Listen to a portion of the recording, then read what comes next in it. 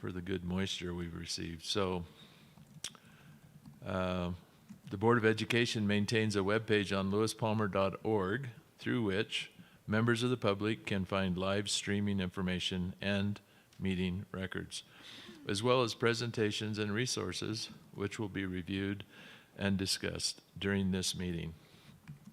Ms. Wood, could you call roll, please? Ms. Phillips? Here. Mr. Schwartz? Here. Mr. Taylor? Here. Ms. Upchurch? Here. And I believe Mr. Clausen will be calling in.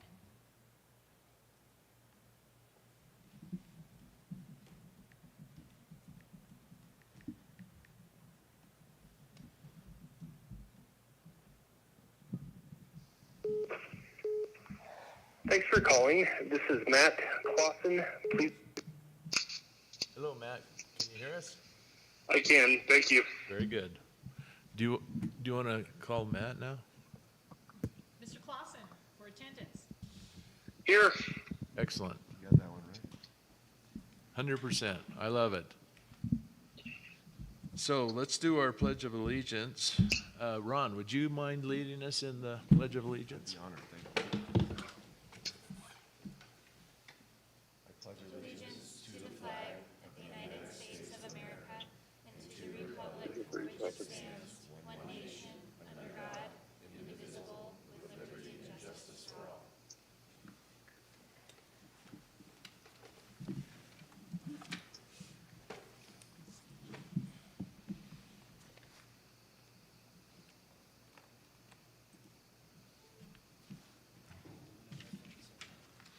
Is this pumpkin cake or carrot cake? Pumpkin bars. Pumpkin bar. Matt, you missed out. There's nice pumpkin bars here. All right. Well, make sure you save some for me, Mr. Taylor. Well, I don't know. All right, let's get started then on B1, which is policy review and governing focus. Dr. Summers is going to go through policy review criteria and board governance in alignment with our strategic plan. I would just like to add before you get started, Dr. Summers, that I feel like this is the primary purpose of my role, of a board member's role. And so I appreciate the opportunity today to really review, if you will, the operations of the Board of Education and how we are supported and so forth by the administration. Well, thank you, Mr. Taylor, and good morning, everyone. Hope you had a restful and rejuvenating Thanksgiving, and we're excited to be in a little bit of an extended work session format here today. A little bit delayed by snow, so thank you for your patience with all of that. And as you just set the stage very well, Mr. Taylor, we're going to take a few moments with this particular item to do some refresh and some strengthening of how we're thinking about the work of our board in partnership with district leadership around our policy review, but also our focus on governance. And so you actually set a nice little stage there, Mr. Taylor, and I thought one way we could warm up this morning, no pun intended, is to spend a couple minutes doing a quick, we're going to call it a turn and talk. It's an instructional strategy that we like to see in place in our classrooms. So this means that you're going to turn to your elbow partner, or your table partner as it were. And I've got two activating prompts here. And they are intended to really spend some time looking at how we think about governance. So what is effective governance is the first prompt, and why is it so important? So what I'd like to do is just invite you to spend a couple moments that way. And Mr. Clausen, I'm not sure the best way to maybe have you engage in that conversation with us, but perhaps we can, I don't know, do we want to take him off speaker, Mr. Taylor, and do a quick invitation for him to talk to us that way? Way off speaker, I'm sorry. Well, because we're gonna do. So what happens in a turn and talk? Sorry, I should have done a better job of setting the entire stage. Is you're gonna share your initial thinking with your partner, and then we're gonna share out what those conversations were from those partner discussions to the bigger group. So that would be the reason for it. Matt, how would you like to participate? I would be more than happy to just listen to everyone and then chime in if I have anything to add. That might be the most effective way. Okay, so you might hear some mumbling in the room, but that's okay. We'll Yep. we'll refresh you as we get online again. We'll take. I'll put 2 minutes on the clock. This will be a quick turn and talk for 2 minutes, and then we'll reconnect with each other after that time.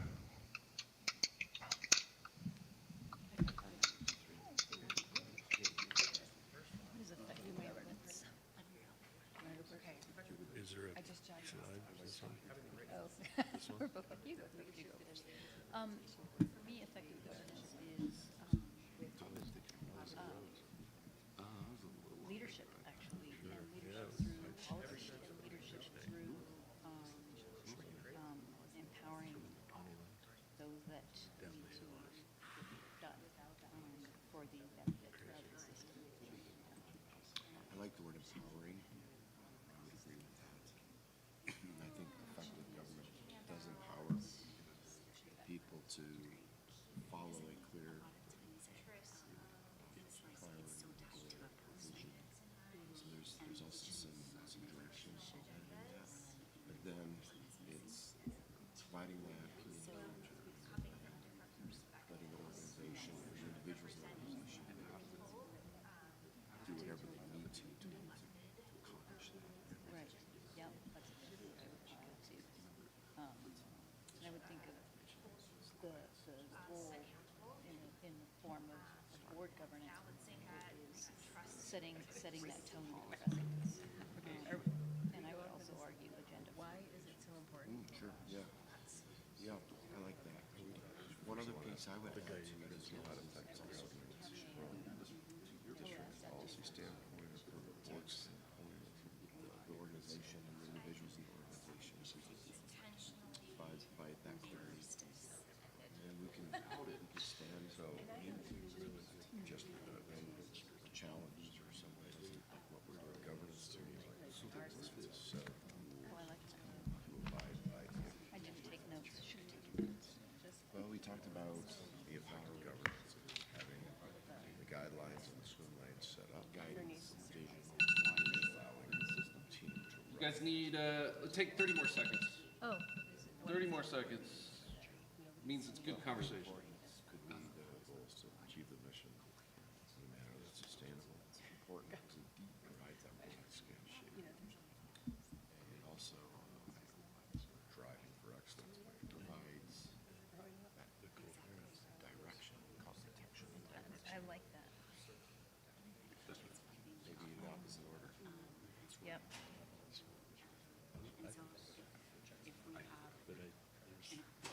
You have to have guidelines and tracks to run on or board and team, then bigger challenges.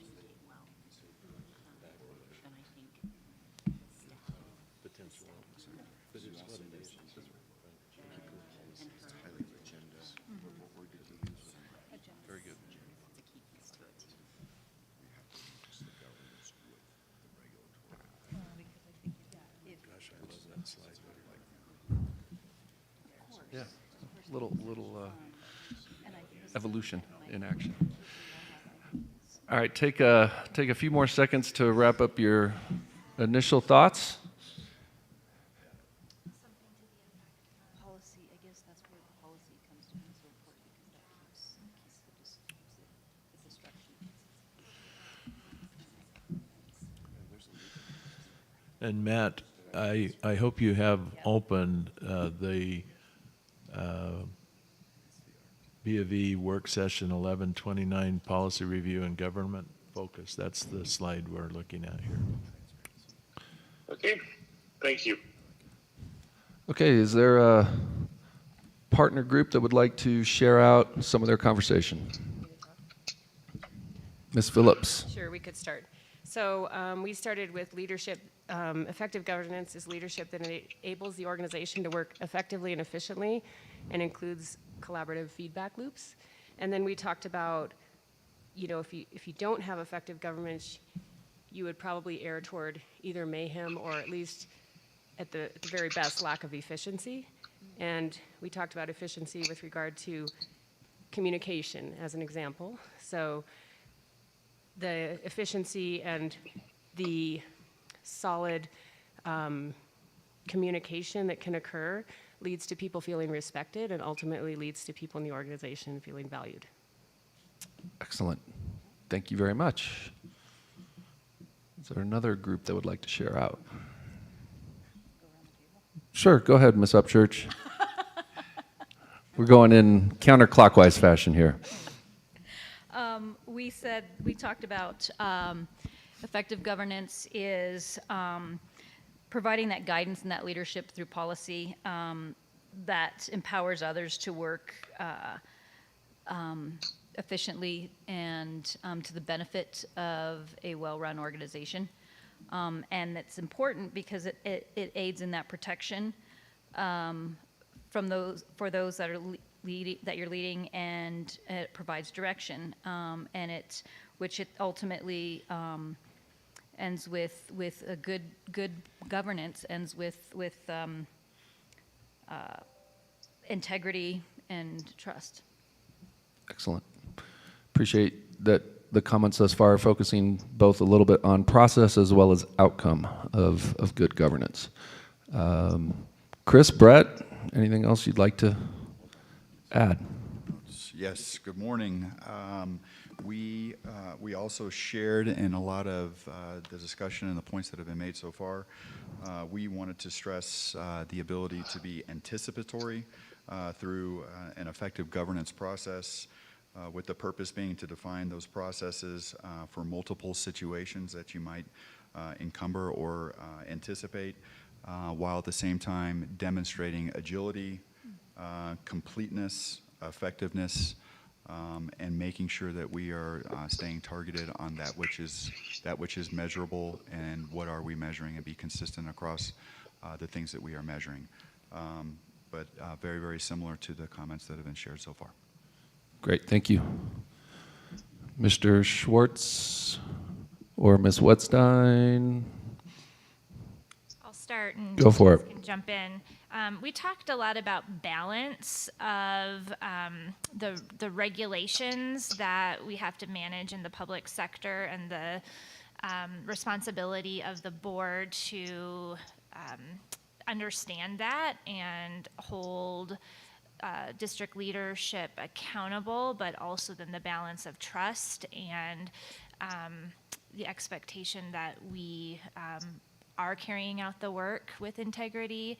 And Mr. Schwartz used the analogy of swim lanes and understanding that we do have boundaries and lanes that we have to stay in, and how we're all kind of working together in the best interest of the students. I shared a little bit about the importance of working together as a team with the intention of serving students versus individual agendas. What else did I miss? There it goes. Excellent. Mr. Taylor, would you like to share as well? Thank you. So Dr. Summers introduced a term to me this morning that is like our comprehensive strategic plan. He talked about the governance as being cohesive, and the cohesion, right, between governance, our guiding principles or policies, and the comprehensive strategic plan. The better that's aligned, the more effective and efficient we all become in our individual roles. And speaking of swim lanes, I love swim lanes because most processes cross those swim lanes, right? They're cross-functional. And I love that because the interdependencies that exist, you know, as we understand process management and good process management, we collectively work better as teams. And so I really appreciate that concept a lot. Thanks. So thank you for getting us warmed up with that prompt. And what I'd like to do is, this wasn't really intended to be a quiz, but in the spirit of using a resource and research to help back our assertions and some of our assumptions, if you recall, I'm pulling out a text that I believe I circulated with our board. It might have been close to 2 years ago now. So the title of this is The Governance Core, School Board, Superintendents, and Schools Working Together, authored by Davis Campbell and Michael Fullen. And I found myself reading and reflecting in this text a little bit over the break. And the goal was not to take everything from here, but it's chock full of some really good and helpful reminders, but also helps us think through where are we on this journey and where are we continuing to go. So when we have a focus on governance, it really is about yielding a collective mindset, according to Campbell and Fullen, that leads toward some of the things that were mentioned just here in this opening discussion. So continuous system improvement, setting the direction of the district, assuring the achievement of strategic goals, holding the district accountable, providing leadership to the community, leading toward a shared moral imperative, and ultimately adding value to every aspect of our children's school experience. And as we continue to think about how our portrait of a graduate, as well as the work around a portrait of an educator, are going to help frame that future thinking and vision, thought it was just a good reminder of all of the different pieces of this puzzle that I think we've been very intentional about over the past few years, and something that we can, certainly continue to reflect upon and see where we've made growth and progress is within our strategic plan priorities. So what you see here is actually a next step of the visual, although I am going to let Mr. Belcher do his good work to make this a little bit more pretty. This was just me taking one thing off your plate, sir. But essentially, we know that we have been referring to 5 different priorities within our strategic plan. Of course, our safe, healthy, and welcoming environment, academic excellence, valuing our people. We've kind of blended fiscal stewardship and operational planning and efficiency, and what we believe, and you'll see this actually as we move forward throughout the agenda today, more evidence of how we're being really focused and intentional in that operational planning and efficiency frame by moving that out. And I apologize, I did not make this a P5. It is still a P4, but it's intended to be a P5. That really just speaks to 6 fundamental elements, and again, along with relationships and communication, that help set the focus and the direction of where we are and where we're going. As we look then at where governance and policy meet, I wanted to also lift up one additional resource, and you all, I think, are very familiar with our leadership workbook that CASB has continued to put together. And so these are some quotes specifically from Chapter 5 in the leadership workbook on policy and advocacy. And I just took a moment to highlight a few key sentences, not to diminish the power of some of these others, but when we think about policy being the voice of the board and one of the school board's most important jobs, ultimately the board's role and privilege, I thought that was an interesting way to think about it, is to set policies that chart a course of action for the school district. And through policies, the board establishes the organizational structure, educational program objectives, and operational practices of the district. So policies should state the board's expectations and desired results and articulate why the board believes achieving the results is important. Well-planned, clearly written, and up-to-date policies are the basis for governing students, evaluating staff, and more. And within this slide are 2 links. So one of those will take you to the CASB section, which you do need your login to be able to reference. That goes straight to that chapter on policy making. And then the link right underneath it, which I will take a moment just to open up, is something that I know we've referenced before, but this is a resolution going back to 2014, where our Board of Education at the time essentially adopted the general board governance model and related policies. So you'll recall that there is a policy governance approach to policymaking, which is technically not the approach that we're in, although the principles are very similar. The way that we will continue to review and update our general board governance policies and the development of those new policies are in accordance with law and essentially warrant our role, collective role, in making sure that we continue to do this good work. So, one more slide, and then I promise to move us forward into a little bit more of the nuts and bolts here. But referencing policy BG, the school board policy process, which is ultimately about reviewing our policies on a continuous basis. You see a couple of additional bullets that speak to how we make sure that we go about this process and how from time to time the board may undertake a process to review and revise all of the policies in our manual. And I think what we've done for the better part of a year now is we've taken an approach of looking at what policies may be mandated by shifts in law or just different updates legislatively and so forth. And what I believe we're venturing into is continuing that work, but also creating a little bit more of a systemic review and revision process. So that takes us to this policy review and governance focus, slide 7. As you know, we have been working off of a matrix where we've identified which policies are being reviewed, and we are right in the process, as you know, from November of looking at some updated policies that are listed here, and we've got some additional information that we can review in some subsequent slides.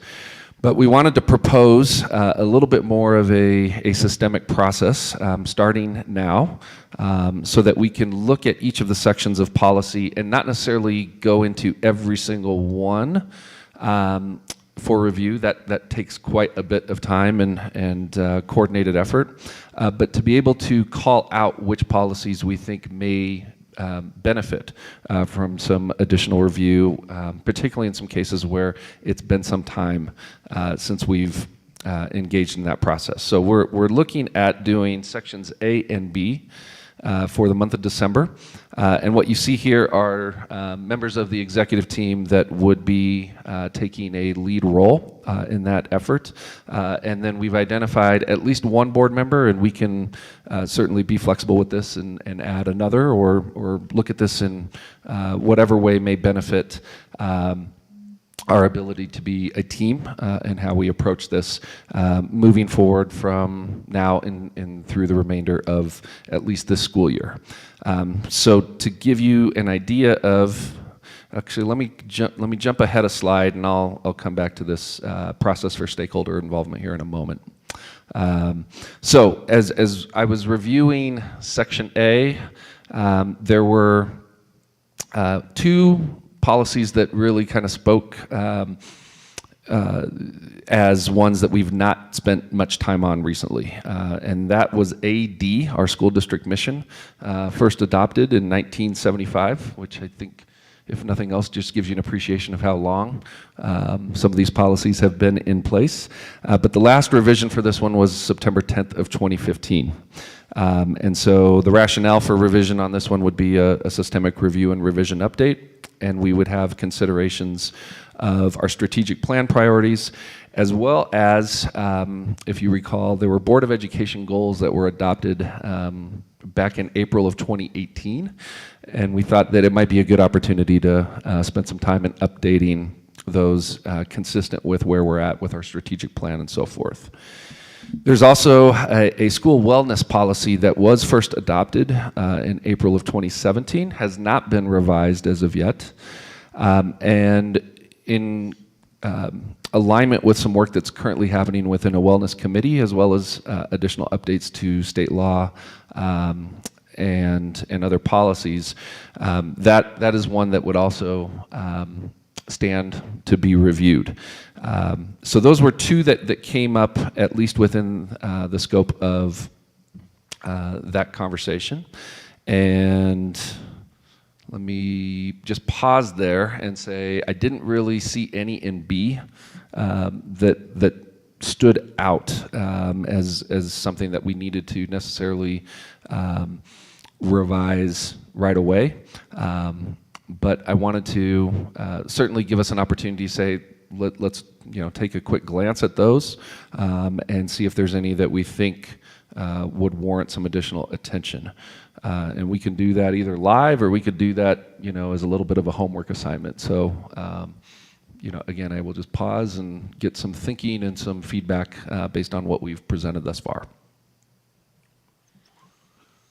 Well, if I might, I'd like to start with the board comments and reflection, and then ask each of us to do so. So, number one is this presentation is really good. I like what you've done and the focus on governance. I like the fact that you've highlighted certain areas. Mr. Taylor? Yes. Sorry for interrupting, sir. I am having a really, really hard time listening or hearing you. So if you could kindly speak up or maybe readjust the phone, that would be much appreciated. Thank you. All right. Is this better? It is. Thank you. Okay.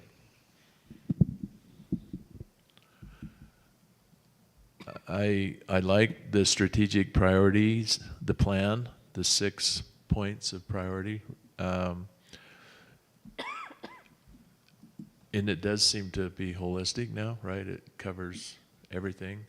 I like the fact that, in the assignments, there's cross-functional focus in the swim lanes. I love that.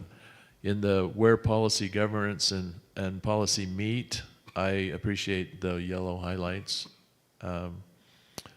because it really does really help us appreciate our role. And I agree with you. This board's role and privilege, I agree with that word. It is a privilege. In the reference policy BG, I don't know, I didn't really fully appreciate that revisions mandated by law shall not require a second reading. That's the first time it's consciously hit me. So I don't know that we followed that, but in the future, if it's a mandate by law, a first reading and we should be done, right? And I don't think we followed that. I may be wrong though, because I just don't recall. It gives us flexibility, I think, is the way that I interpret that, And the intent behind that. And then that last bullet, the process shall include opportunities for staff, parents, and community involvement. That to me is really, probably the most important aspect of what we're doing here. And how we get that involvement is yet to be seen, because I frankly find that sometimes it's hard to get more than a handful or a dozen people involved, and I'd like to get it more widely involvement. And then the last thing I would just add is I do appreciate how the district has taken the DAC, which is now the Parent and Community Advisory Committee, and created within that structure these subcommittees that again cover all the priorities of our district. So to me, we've made a lot of progress, and we're now just in my mind, a mode of continuous improvement. And so thanks for the presentation. I appreciate the highlighted policies that probably need some attention, but that's going to be a continuing effort as we move forward. And if I can just interject real quick there, that was the one slide I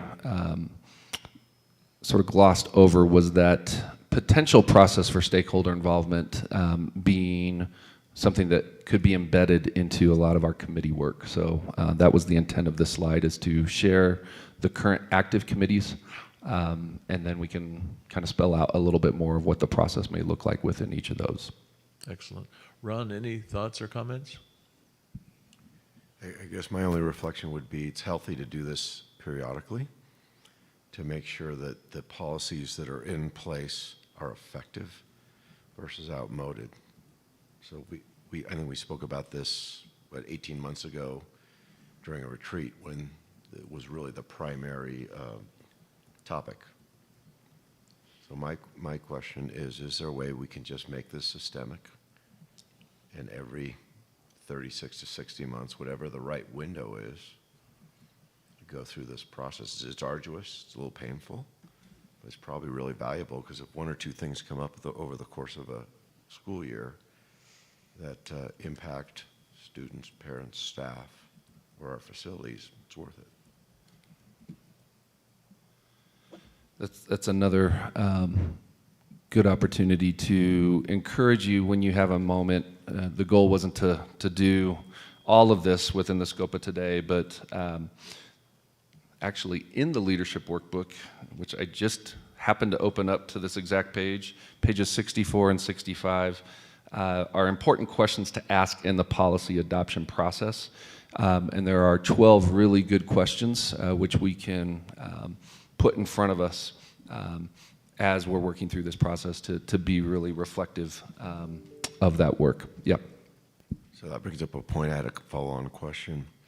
With respect to the quotes pulled out of the CASB leadership booklet, are those regulatory or suggestive? So the regulation or statute that frames all of the policy work is that Colorado law requires school boards to adopt policies and prescribe regulations necessary for the efficient administration of the district. Some of the commentary, what you see in that last paragraph, is a little more suggestive. So we might want to take that into consideration as we move forward. For example, the second reading comment, right? If it's something where we want to exercise local control, we may want to go through it a couple times. Absolutely. So my point is the body of the board should, within its regulatory swim lanes, should have discretion to properly represent the community, the staff, and the students. And that actually is reinforced in law as well. So there's certain elements of policy. One very clear example is we all have to have a non-discrimination policy. Much of that policy is very well informed by statute and you know what regulatory bodies exist around us, and then the manner in which we build that into our culture and how our regulations and corresponding activities lift that up are very much reflective of our local community.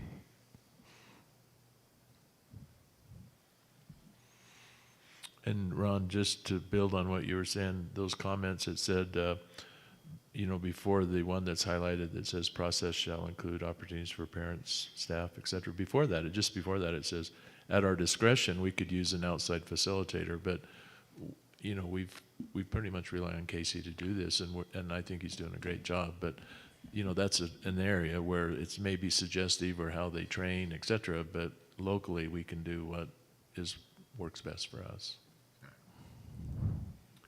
Tiffany, any comments, questions, or reflections on this? I think so. Casey, thank you for this presentation. I think it lays it out pretty well, and I appreciate Mr. Schwartz and Mr. Taylor. Your comments reflect a lot of what was going through my mind as well. I do like the idea of. I appreciate that you pointed out, Mr. Taylor, about not necessarily needing to do second readings when it's policy change that is mandated, but I appreciate that we do second readings because sometimes there is a little bit of flexibility in how we word or how we apply the policy or the mandate in our own district. Sometimes we have a little bit of leeway. So I actually appreciate the opportunity to research and understand. So I'm glad we do that. The only other thing I would add is when we're talking with our stakeholders, be it through DAC or a personal meeting, Sometimes we do hear folks ask, well, what is the policy on X, Y, or Z? So my question would be, when we're looking at the proposed assignments in the sections and how it lays it out by the months, first of all, that's awesome. I appreciate that a lot because it really does put it in alignment of where we are and where we're going. And to Mr. Schwartz's point of reviewing these every so often to make sure that we are both being a board of integrity and a board that's doing the work that we set out to do and not just doing something for the sake of doing something, but doing purposeful work. My question is, what if, say we have a policy that comes out and it's in section E through F and it's not February, it's May. I would assume we would still have that flexibility to visit some one-offs here and there. Absolutely. So thank you for the opportunity to clarify that. The intent of the section assignments would be to ensure that within each of the assigned sections, that there's a thorough vetting of, are there any policies that have not recently been revised or could warrant some additional attention? If we have a policy that has something that's pushing on it, for example, you see some of those in section I, J, and section E listed for November. Those are ones that we know would need to be accelerated so that they wouldn't necessarily be part of the systemic process. But essentially what this would ensure is that we've done some due diligence over the remainder of this year to say that we've done a little bit more of that systemic review, keeping in mind that any one policy that we're spending time on does take some resource and some time and attention to be able to really do that well.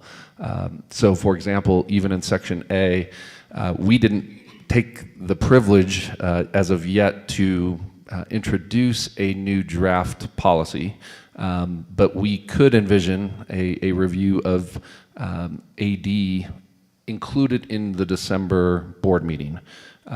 It would just take some work between now and then to really draft that, present it for a first reading, and then we'd have an opportunity to spend that time at that board meeting. And then the goal within each of our work sessions over the remainder of the year would be to lift up, again, one or two more prominent policies within each of those sections to be able to spend the required time that it needs in order to have that approach. So you're absolutely right on all those accounts, Ms. Upchurch. Okay, thanks. Yeah, I think doing this is so important to working through policy governance and updating and visiting, I think, is a primary role that I'm glad we're doing this. I just want to make sure we're not doing it just to do it, if that makes sense. But I applaud and thank you. Well, let me add, you've made me think about, on that particular slide, the alignment with priorities, right? So rather than making this a project in and of itself, hopefully it becomes a part of just the normal work, right? Mm-hmm. These are our priorities that we focus on and what policies are impacted. It's the same kind of concept, but it kind of aligns it better with everyday work, if you will. So I like the questioning, the thoughts that you had, and I think if we can somehow, align our proposed assignments on policy to our priorities, it would just add that little more integration or cohesion that I heard about this morning. And you guys are bringing up some really excellent points. The thing that I can tell you we've had a little bit of conversation on is that there is a lot of integration or cohesion really across the different priorities as you see those manifested in each of the different policies that we're working on. So where we can see a clear delineation, we definitely want to call that out, but I think it's also important to mention, much like our committee work is also set up, all of the priorities are really built up from the bottom, but you may have one, for example, Financial Advisory Committee, that definitely is going to spend more time in fiscal stewardship, but you can see how that branches out and connects to each of the other priorities across the board as well. Awesome. Yeah, that cross-functional effort is always going to be there with good process management. Teresa? Yeah, I have two tangential comments, and then one other one that's more holistic. But with regard to the strategic plan priorities, I think adding in the sixth priority just speaks to the fluidity of the document, which we've talked about from the very beginning, that this is never a static strategic plan, that we constantly need to be evolving, having it evolve and we evolve with it and vice versa. But I would like just a little more elaboration, if you will, on how you got to pulling out operational planning and efficiency from fiscal stewardship. Because from my perspective, it was a pretty good fit, and I know there are reasons. Can you lay out the specific reasons for me? Yeah, and open to additional commentary as well. The focus of our facilities, transportation, and related operations really are, when you look at their functionality, they're representative of work that happens much like you think about curriculum and instruction in an academic context, for example, or personnel and HR practices in more of a personnel type context. And so a lot of the work that Chris is doing right now, when we think about facility condition index, longer range planning, those dynamics, they certainly are exemplified in how we're thinking about those through a budgetary process, but they by themselves aren't only a function of what's happening just within the budget, if that makes sense. So it's kind of twofold. Chris, I don't know if I articulated that as well as you might be able to, but that was... I think that's very much in line, especially related to facility condition index, because the way that we're looking at things is time to failure and then criticality of the failure. Those things are sort of the decision points to sort of lead to what is most important, and then how you build the budget associated with that sort of ties back into those critical points in terms of time to failure and the mission impact. So it all sort of spawns into a budget management program. Does that help? Yeah, it helps a lot. Thanks. I appreciate that. Teresa, if I might just add one more reflection on your comment. I think it's focus, right? It's the facilities, the transportation, they need a focus that somewhat got diffused a bit if it's just part of fiscal stewardship. So I like it for that purpose, that it gives us more clarity of focus on those specific areas. Yeah, no, I agree. It's a positive move, and since before I was on the board, there was always talk of deferred maintenance and whatnot, and it was somewhat nebulous. So I think this can make it a little more concrete and articulate it better to the community. So I look forward to that in the future. And then my other more specific question is with regard to the engage and elevate via DAC slide. Are there board members that are, I know what I'm associated with, and I think I know what Tiffany's associated with, but is there a board member, I don't want to go so far as to say representative, but a board member present within each of those entities right now? So just running down that list, right now, Ms. Upchurch is our DAC, SEAC, and our GILT representative. Mr. Schwartz is our FAC representative. We don't necessarily have a board member that goes to each specific BAC. Wellness, I guess, is open, if we want to call it that. I'm looking at Ms. Wetstein just to... Is that the one that Ms. Baker is?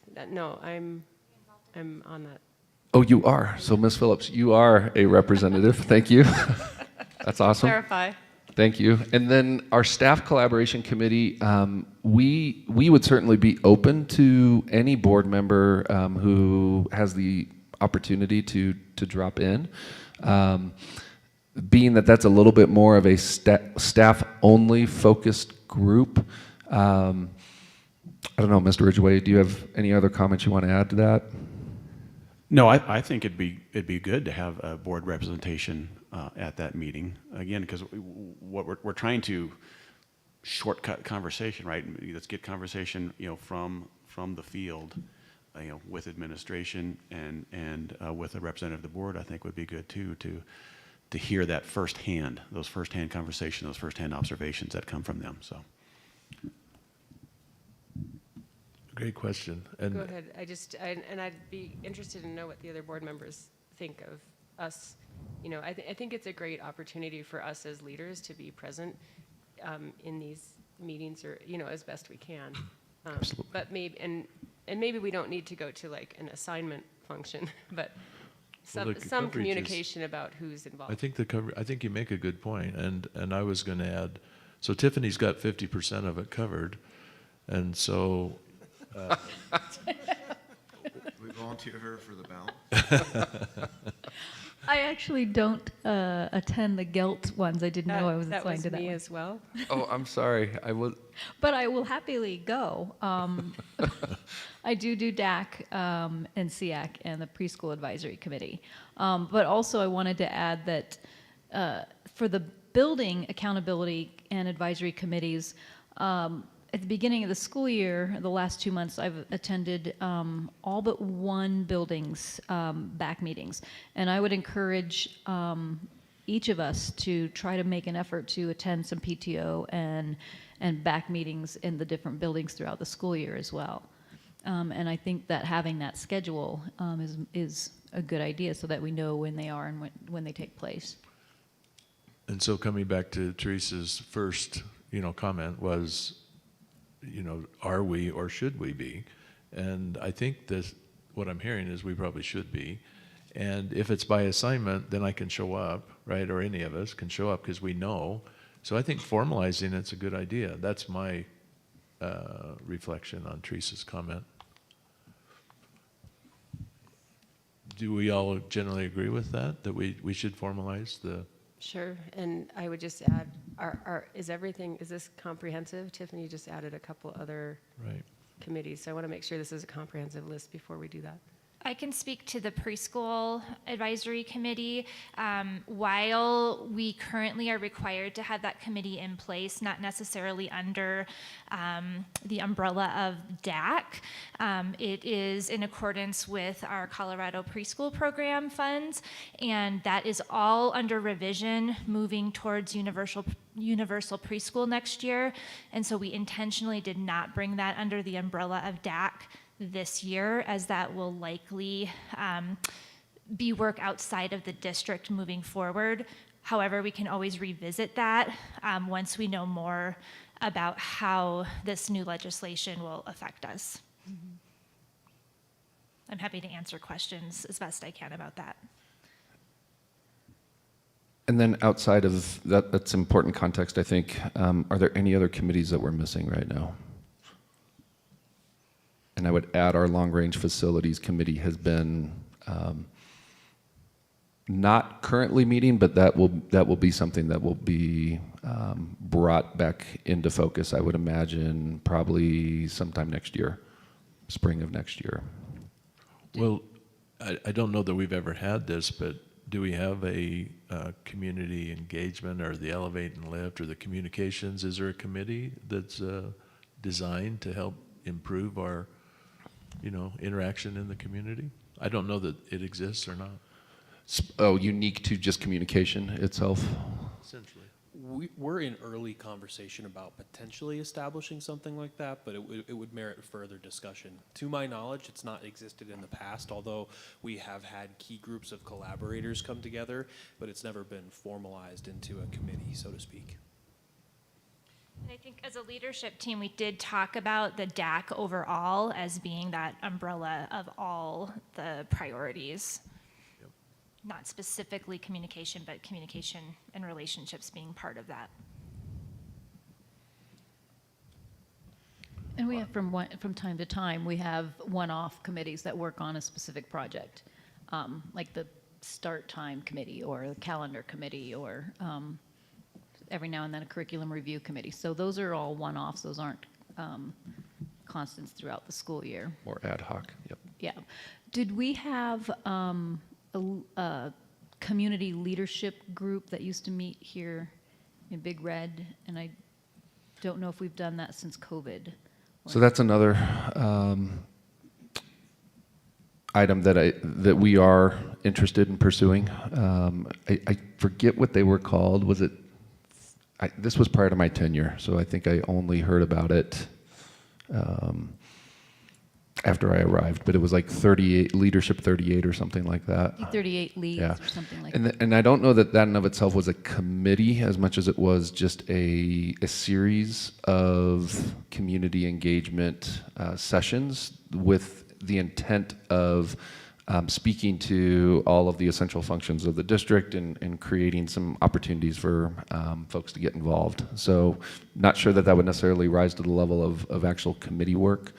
But what I'm envisioning from this really good discussion is a breakdown of here are our current committees or active committees. Here's sort of the essential function of each. Here's the logistics, kind of when we meet and who's the representation, et cetera. And using this as a vehicle that we can make more publication worthy, if you will, because I think this slide really only gives us the introduction to that, and then that way we could be more intentional about, again, here's what it does, here's who it is, here are the essential functions, those types of things, and then we can use that as a mechanism that we can share with the community. So here's another idea. How often does DAC meet? Once a month, So typically. since DAC oversees all of these, maybe perhaps, given that we're just 5 board members, we each alternate going to a DAC meeting so that we're getting the overall of the district.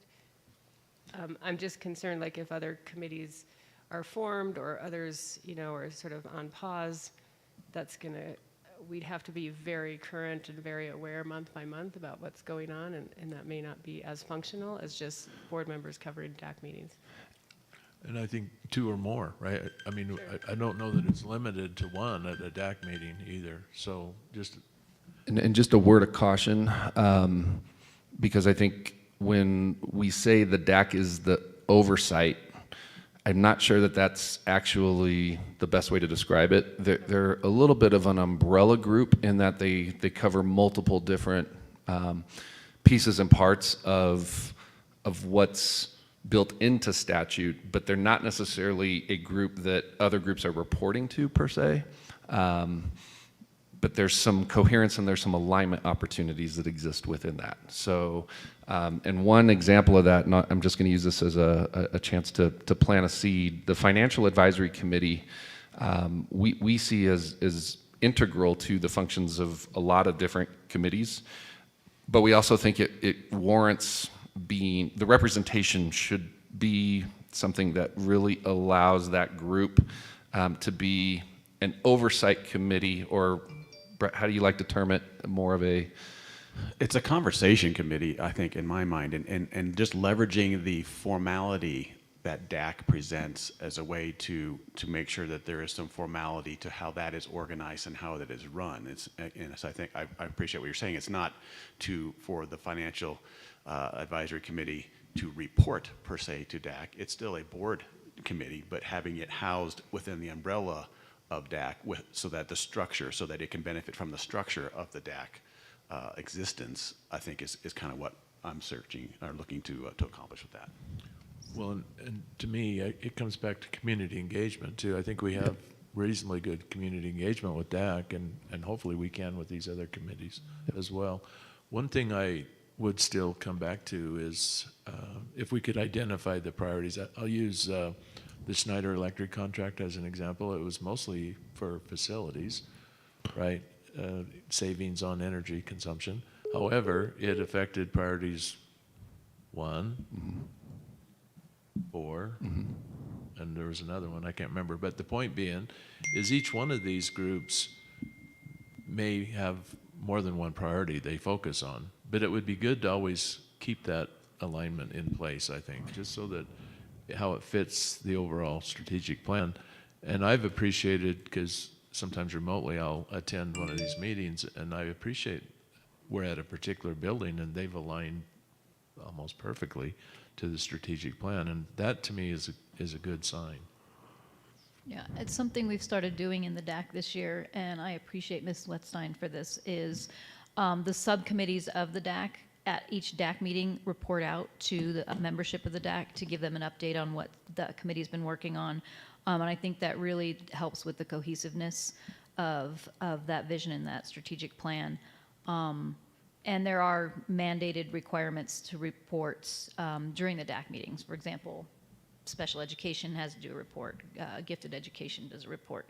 So those do occur in the DAC. So it really does serve a big umbrella purpose. And I appreciate that this year in particular, we've started really pushing out to make sure that the DAC is a community committee for advisory and accountability. So yeah, I think that I applaud that a lot. Thank you for doing that.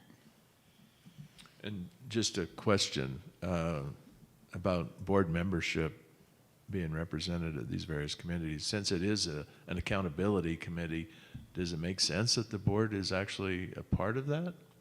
Does that further enhance the reason we would be there? Or is there a need to have some independence?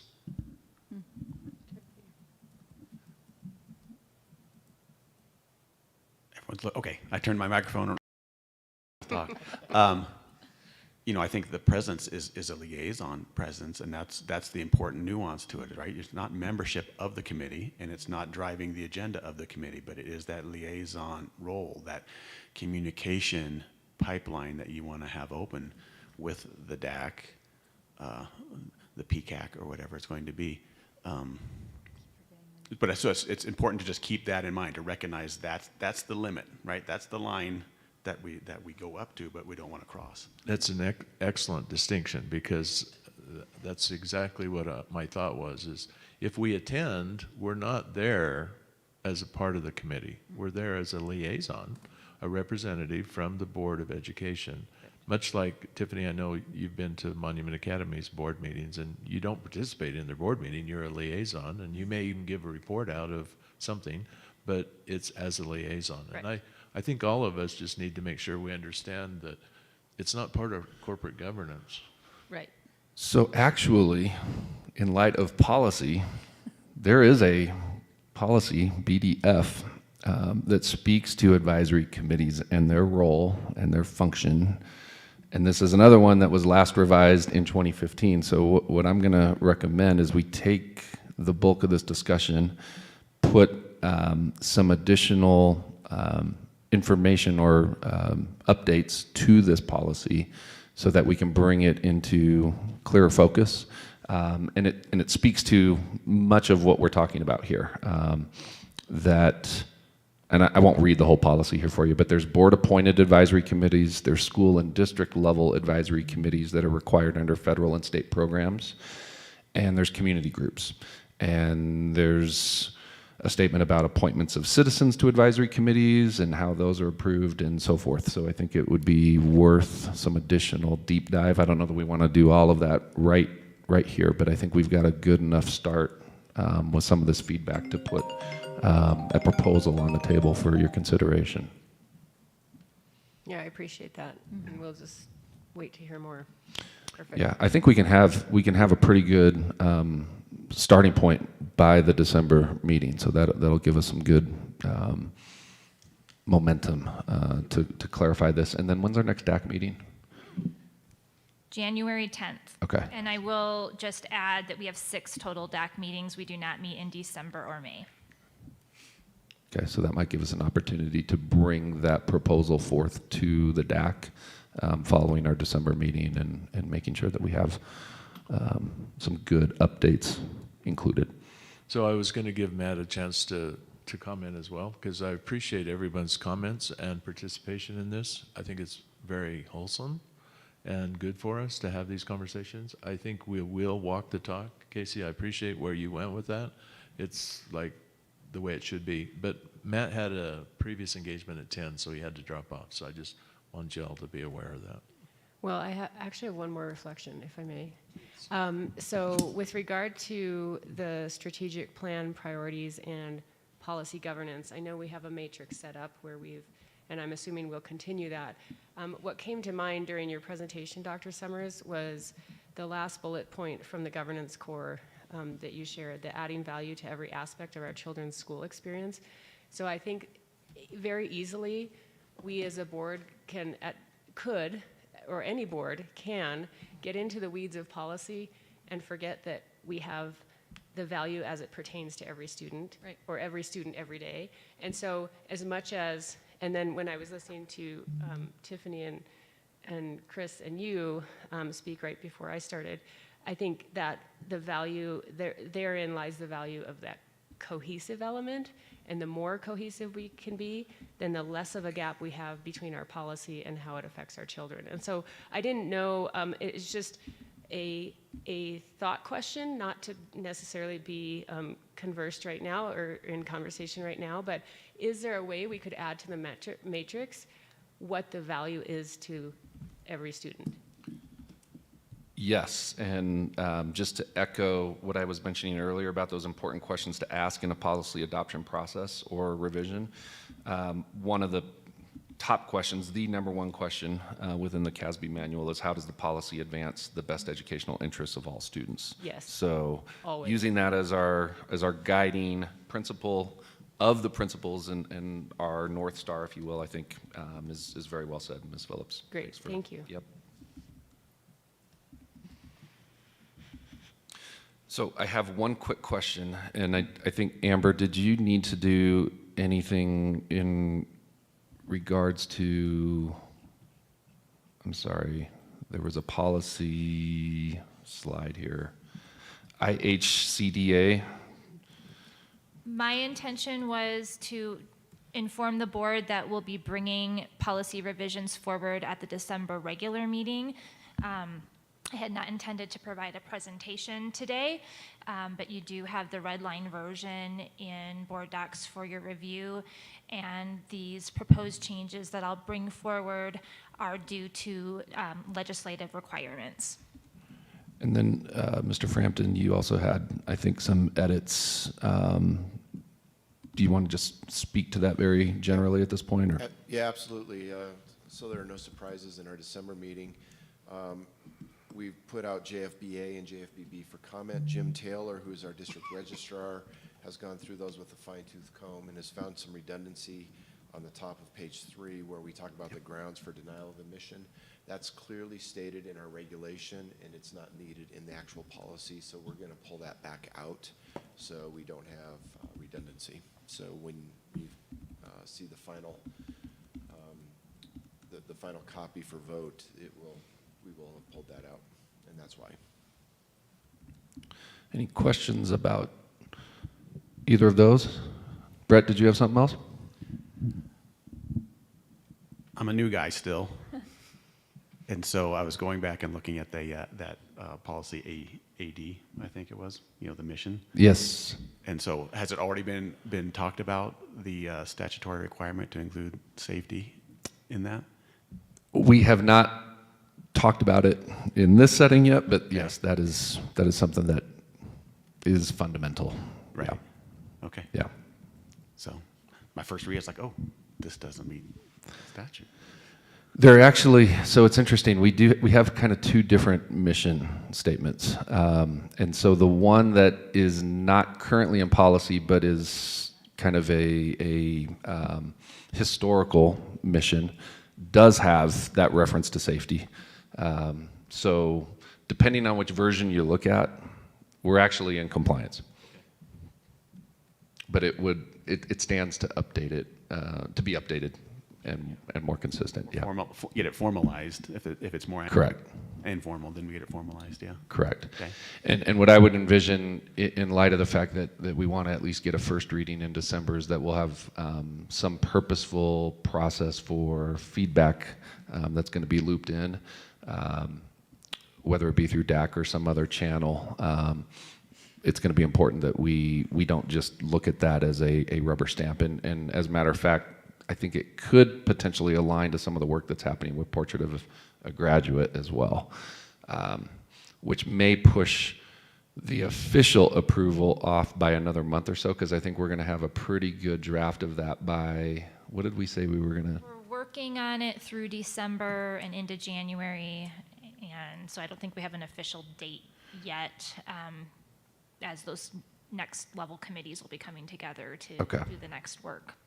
So it may be not even an official first reading in December if that's the case, because I don't want to get too far out in front of ourselves, but I don't want to diminish the momentum that we're trying to build toward as well. So what I envision at the December meeting is, we'll call it phase one of the refresh with some additional lanes, swim lanes that are going to help us get to a more refined and updated product. I want to say it's by beginning of February though, right? So we should have that. Yeah, I'm looking at my calendar, and looks like our last committee meeting is January 26th in pulling all of that information together with the individuals who are going to be working on coding those outcomes. So what I'd like to do is just summarize the essence of this conversation, put it in the context of what policies are going to be up for that additional review with some context around each, and then we'll make a clear timeline that we can be deliberate about in the December meeting, and when it makes most sense to call it an official first read, second read in that process. And I think that One comment on that portrait of a graduate. I look forward to, and I hope that the presentation of that publicly can build off of what we saw that was developed by the students, because I thought that was excellent, number one. And number two is I just want to clearly understand how did we move from there to wherever we're going to be. I think you'll be very pleased as you see the fruits of all of that effort. Awesome. One quick question for Mr. Frampton. With the red line for JFBA and JFBB, you had said that it's just so that it's not redundant. Where will the parts that are being redlined outlive? What? They live in the JFBA-R Okay. and the JFBB-R, which is the accompanying regulations.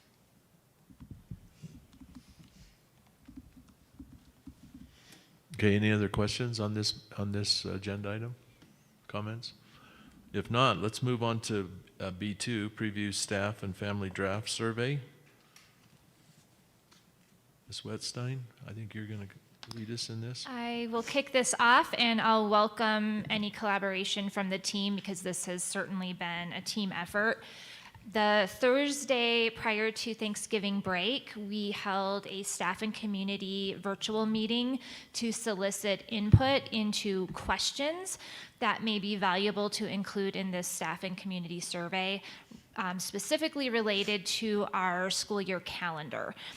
We had about 27 participants representing both families and staff members, and had quite a robust conversation about some possibilities that we may want to ask about for broader feedback from our entire school community.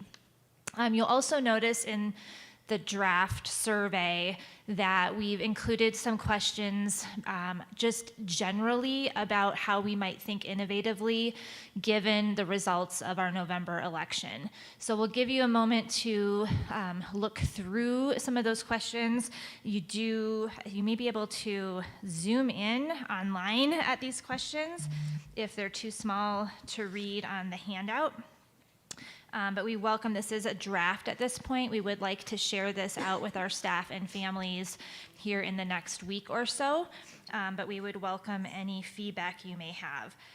You'll notice that there's some overall satisfaction questions and perception questions regarding the future of the district, specifically in relationship to our leadership. And then we have a section on calendar-specific questions, knowing that in our initial staff collaboration committee discussion, as well as when many of us attended the school meetings the day after the election, we heard feedback from staff that very much alluded to the resource of time being very valuable if we cannot compensate competitively with our surrounding districts, that may be a consideration moving forward to continue to retain and recruit a highly effective staff. So we've included some ideas that our community presented during that meeting prior to Thanksgiving related to calendar structure.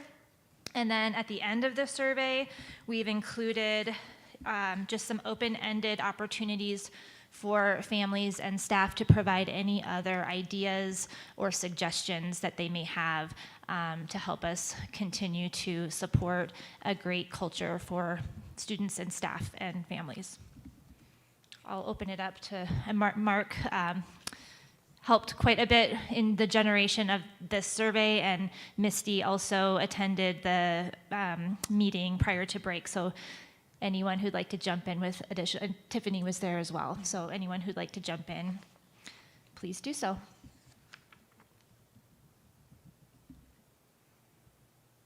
So did you try to capture everybody's suggestions? We did our very best. Okay. Yes, there were.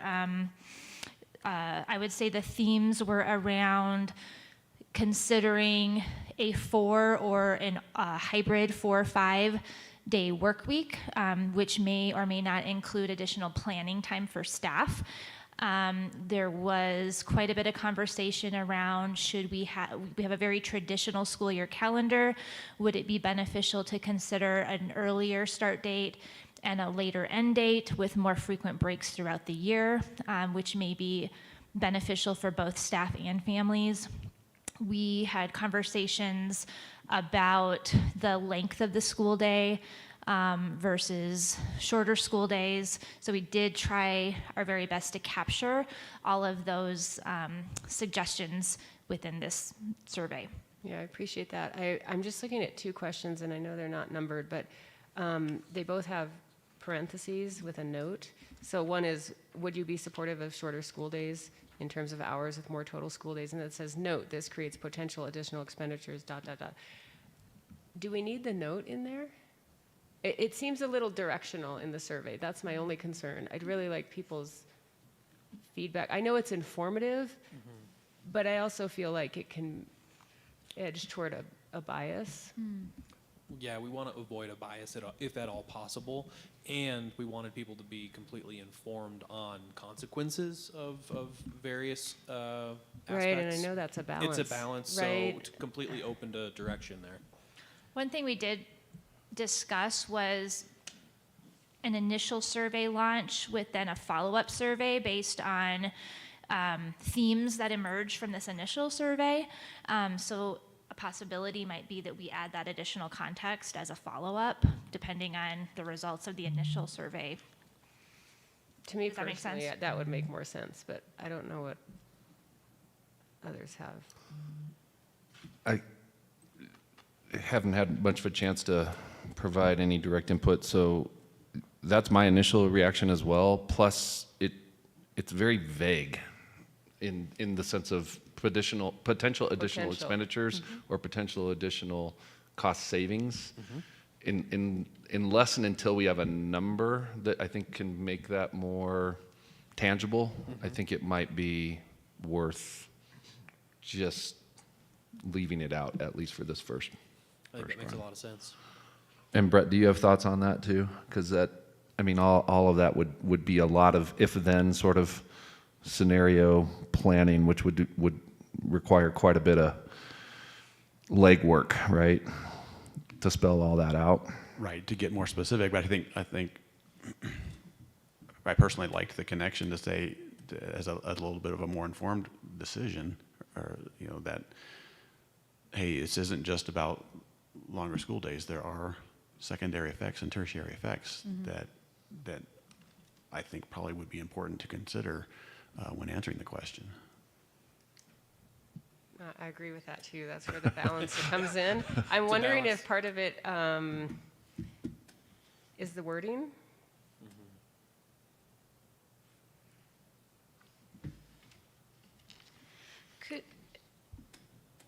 Would it be possible to add a question at the end that basically asks something to the effect of, or lets folks know that pros and cons of these choices are forthcoming? Because there are pros and cons to weigh in these decisions for anybody filling out the survey as well as decision makers. Yeah, I think in the description section of part number 2 of the survey, we could absolutely add a disclaimer that there are pros and cons both for staff and finances for each decision, and as we communicate further, we'll expand upon those pros and cons. I think that's a great idea. Can I talk for the introduction paragraph? It's the very first slide.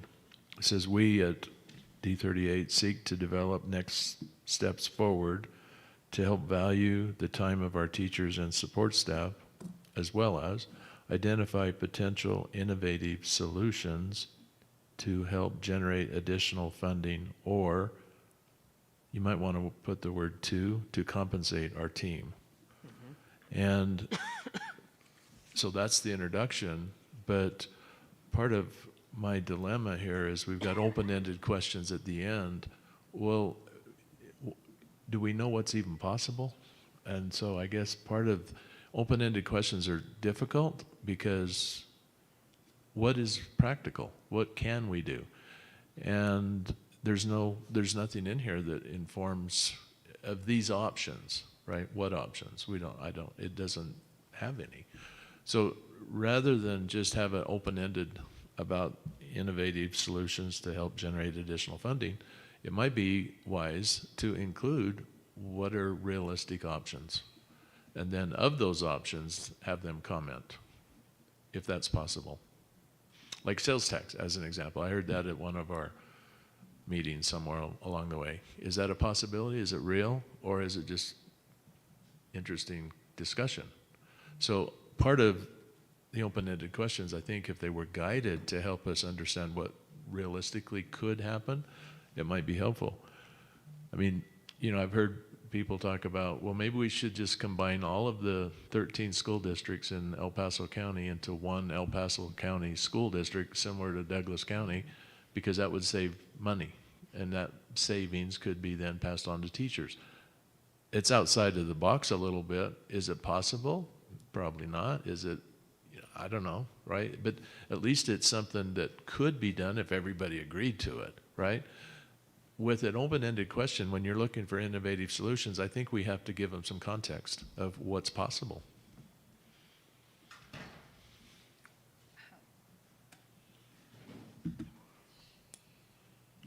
If that's the purpose of this survey, because when I read through the survey, I kind of got a feel that it was more about the time and schedule, because that's what all the detail is about.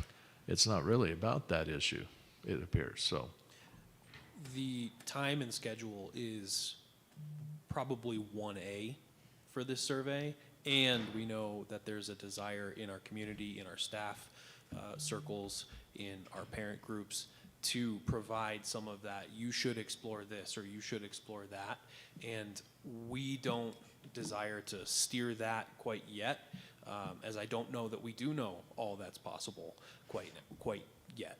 So generating as many potential solutions as possible could lead us to a second survey where we say, this is what came out of survey number 1, and here's how it might look in Lewis Palmer School District 38.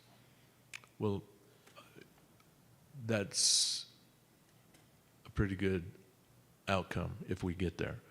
My point is more about the open-ended like it is, you may not get there. That's my caution, right? You may be disappointed with the innovative thinking because they don't know what's even practical. It's just a caution. I'm not criticizing it. Ron, you were wanting to say something? Well, you touched on something that I was thinking about. I was concerned maybe I missed it in the first 2 sentences when we got into this section. So if it's okay, I'd like to take a couple steps back and take a look at this from a macro view. I have 2 questions actually in that regard. First one is, we have roughly 800 employees these days, give or take 5%. Yes. How many does the district intend to have respond to this? What is the statistically significant number? That's my first question. Do we know?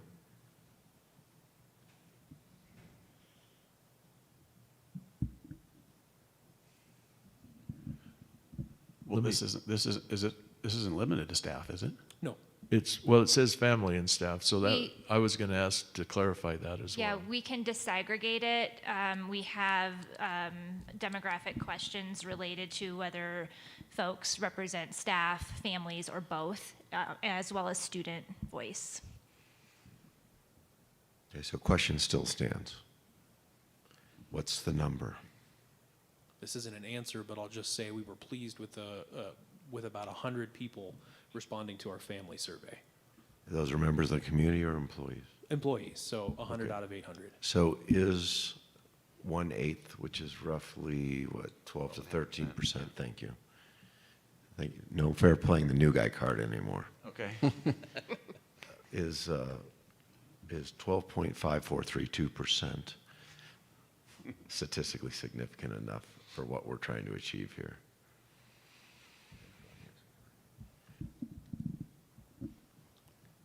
Personally, I would say yes. Okay, great. So that's what we should shoot for then, yes? That or better? Okay. Could we, I would assume we could also send out reminders more than, okay, remember, the survey's out. Remember, the survey, you have 2 days left. Remember, the survey's due today. And our typical practice would be to encourage principals to provide time for staff and other supervisors to provide time for staff to complete surveys such as this during the workday. And this So is you- also going to families Correct. of students in Lewis Palmer. Okay. All right, so we want above 10% response, yes? Yes. Okay. Question 2, therefore. It's a two-part question. Why are we doing this? What do we want to achieve? And what are we going to do with the results of the survey?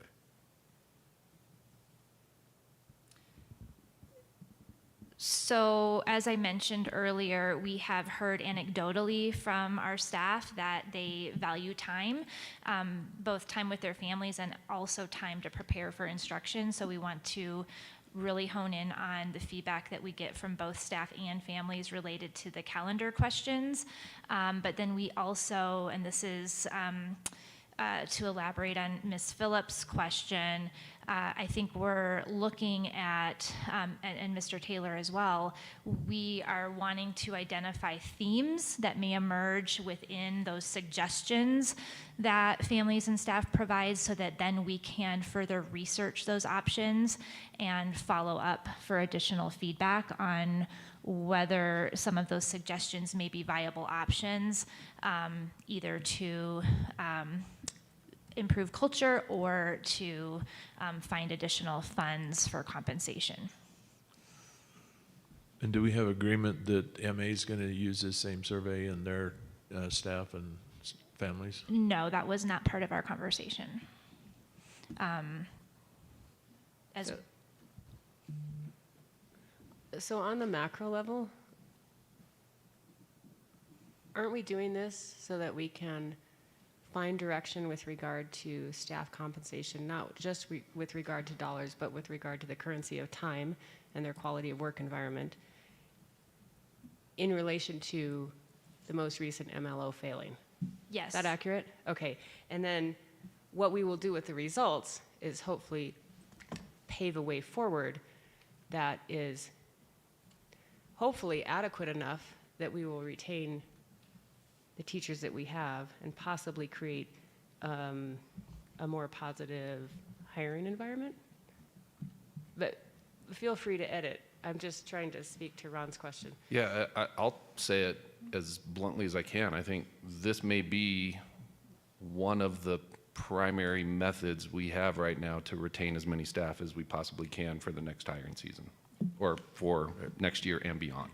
So if I may, here's where I'm going with my questions. If we let the respondents know why we're doing this, it might help guide them to respond in a manner that helps us to be successful, thing one. Second thing is, it's pretty valuable to, when we're asking for innovation, to leave it wide open. We just need to set the expectation, to Chris's point earlier, that we have to boil this down to something that's actually achievable, that migrates from the art of the possible to the practical, right? And thirdly, and maybe most importantly, and I'm going to break one of my rules. I never try to engage in wordsmithing, because that's why we have professionals. But I would ask that maybe we consider changing the word culture to morale. Here's why. The culture actually is excellent in the district. People have a good work ethic. They care deeply about their peers as well as their students and their students' families. It's morale that's tough because of the compensation issue. People like being in the buildings. They like being here. They like who they work with. They come voluntarily, and they do extra work voluntarily. I've witnessed this for years. And even as a parent a long time ago, the way the staff would bend over backwards if you showed this much effort from the family side was unbelievable. That hasn't changed. It's the morale. So up to you guys, but it's more descriptive in my humble opinion. Actually, want to take that a step further. We envision these results being something that we can publish and discuss as early as the next board meeting, correct? Which puts us on a pretty tight timeline, because that's really only about 2 weeks. I think initial Yeah. data, not Yeah. final data. And to take that a step further, there may be an opportunity to make revisions to next year's calendar as early as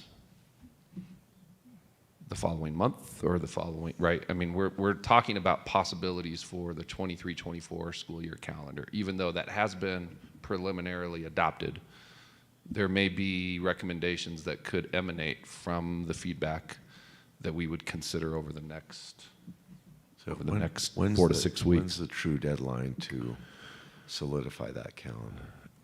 It's up to us. Our policy would prefer that we would have it completed, I think, by end of January. But I don't know that that's a firm deadline as much as it is up to what we decide. What about from a practical standpoint? Depending on the scope of the change, yeah, I mean, we're fighting time, literally. We Well, did look- discuss in the community meeting that likely there would not be drastic changes for the upcoming school year. However, that's certainly a discussion that we could entertain. But we did discuss in the community meeting that there may be slight adjustments for the upcoming school year, with looking forward to the potential for more substantial changes in the future. So I'm wondering, though, why are we limiting it to family and staff? It seems to me that the vote was the entire community, and I'd like to hear from the entire community.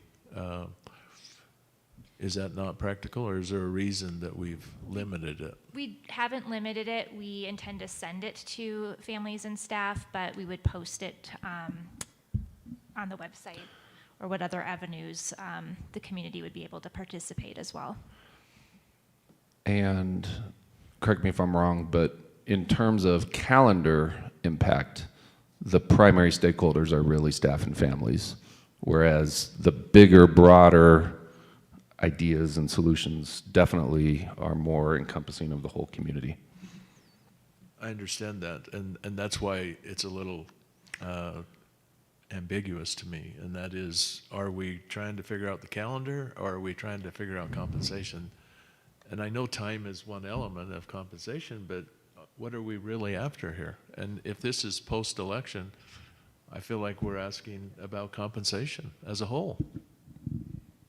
And this survey doesn't feel like we're going there. It's kind of like we're skirting the issue with some open-ended questions at the end. Give us some ideas. That's the way I'm reading it. And if we're thinking about it in that term, so two things, right? I still I'm not clear on if there's I hate to use this term, a death line versus a deadline for the calendar. So I'd like to know where that red line exists, so to speak. Is it March 1? Our policy says spring of the year Okay. prior. So that gives us 90 days. Okay. So the point is, it's probably somewhere between April 1 and May 1 was likely the window. Is this? Well, if we look at prior calendars, you'll see it in February or March, I think. It's March or April. It's early, mid-spring. Okay, got it. So, I mean, if we're thinking about altering the calendar, we probably need to know where the absolute end window is, yes? That's thing one. Thing two is back to what Chris said.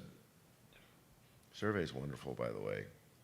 My question is, what do we want to do with it? Why are we doing it? What do we want to achieve, and what we're going to do with the results we're achieving? And if it migrates, if it's around building some kind of a value hierarchy for our staff and families who are most affected by change, which is what I think I'm gleaming in between the answers, then let's be specific about that. If it's around compensation, let's make sure that we're clear on what our staff thinks compensation is.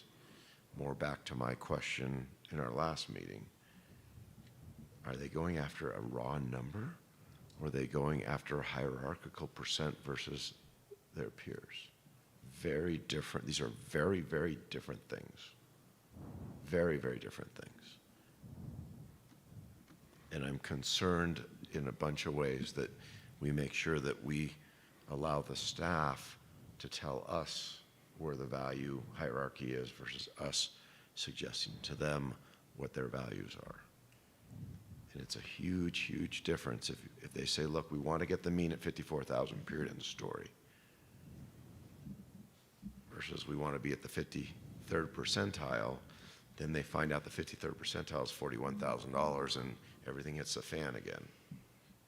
And I've watched this happen in other industries. And the results are not pretty, and we can avoid rebleeding wounds that some of us have already bled. That's where I'm trying to go here. Sorry for the lengthy diversion. No, it's helpful. So a couple things are coming to mind. One is our target audience does vary, right? Because what you just brought up, Mr. Schwartz, is really all about hearing directly from our staff. That is one huge segment of our stakeholder population. Two is we desire to hear from our families, particularly as it pertains to feedback on any potential calendar change. Three is we desire to hear from our whole community, any and all stakeholders, on innovative solutions and ideas.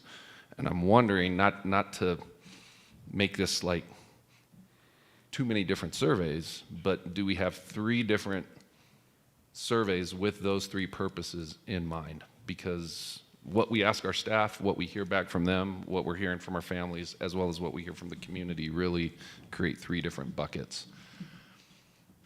Because what we're really talking about through calendar is finding a way toward being creative with compensation approaches that go beyond just dollars, to the degree that will yield retention as the primary driver. Any calendar change that's proposed is going to have an impact to families. That's why we want to really make sure that we have family input in that. And then there's the big, broad conversation with the community about where are we going, and what are those creative, innovative solutions, perhaps, if they even do exist. Well, given that time's of the essence here, I would suggest this should focus on the calendaring and time, because there's not much in there anyway about innovative solutions. I mean, the words are there, but there's no context other than open-ended questions. Just a thought. And then a broader survey with this feedback to the broader community about compensation ideas. So that could frame the multi-layered approach based on what we've heard thus far. If I could say a couple things, I like the value hierarchy. I like a couple of things that you said here recently. I like the value hierarchy framing of this, because people will answer it with different perspectives, and I think I think we can glean what we need to with a single survey by looking at how the data is able to be disaggregated, and say, okay, here's what this group of respondents, how they replied, and here's how another group of respondents replied. I think that would be very, very useful for us in asking a similar set of survey questions with people answering it from totally different perspectives. So I think that's really good. I also really don't want to lose the point that you were making on morale versus culture, because I've really cringed when people talk about this being a cultural issue, because I haven't seen that. I don't know what evidence we have on a full cultural perspective, but there is definitely the morale part, which of course is part of culture. But I think I would find that very useful to focus in on that portion of it, rather than just talking about culture in general, because that has a lot of implications that I'm not sure we're willing to, that we should be making at this point. But ultimately, if we boil this down to one word, isn't it retention? Yes. Okay, so that's our objective, yes? Ultimately, we want to maintain the standards that we've come to know and love in this district that yields tremendous results in our graduates being quality citizens. We saw Saturday, even though they lost, for a school of 1,250 people to constantly be in the quarter, semi, and finals in football is pretty impressive, right? So there's a lot of phenomenal things going on in the culture and the results that this district continues to deliver, regardless of compensation. But we're honing in on a major component of maintaining it, which it sounds like, in a word, is retention. And I would add there's a sense of urgency here, not just a sense, but there is an urgency, because I personally have visited with quite a few people in the district, teachers that I've known for years that have taught my own kids, and spent time with them trying to hear what they're hearing. And I think, as I understand it, your staff, all of your employees need to hear that we as a board have the same, maybe not the same urgency, but that we are going to be very stepwise and very, very deliberate and be conscious of the timeline in the hopes that we don't lose more people. So with regard to the survey and the 90 days, although I think we have some leeway there, I think it's really important to get some sort of communication, and this survey is one way of communicating our response. We can also, if we want to, put out a statement, right? True, yeah. That just, maybe not a resolution, but something that publicly says, we're pretty laser focused on this. I think that's where we're going, right? And one of the things that Brett and I talked about after our last meeting was we have to be cautious not to do knee-jerk reactions. Mm-hmm. We have to build something that is thoughtful enough that it can scale and be maintained. Right? As example, in listening to you, since this is a work session versus a board meeting, I'll open my kimono a little bit, if it's okay. Last night, I got an email from someone we've known for a long time that was disappointed in the results, wanted to build some kind of a voluntary fund to help compensation, and asked me what I thought, and I just said, I want to thank you for your concern about the teachers and the staff. They've certainly performed consistently well in the past decade and have earned the right to be paid at the state mean, if not higher. The community, through their voting, has directed us to find another method to do so, which we intend to do, period. So you made me think of that as an example maybe of something that says, look, we're laser focused on this. It's not the only thing we're going to do, but we're laser focused on it. If you guys think that's valuable for the community and the staff, something we can certainly entertain. Well, I can only share my reaction to this survey. This survey is about the calendar and the value of time. That's, and there's two, in my opinion, that's not laser focused on the solution. That's just on time. So to me, it's too narrow. That's my reaction to it. If I may share some thoughts. Yes, Chris, to your point, this definitely, what I see focuses on calendar.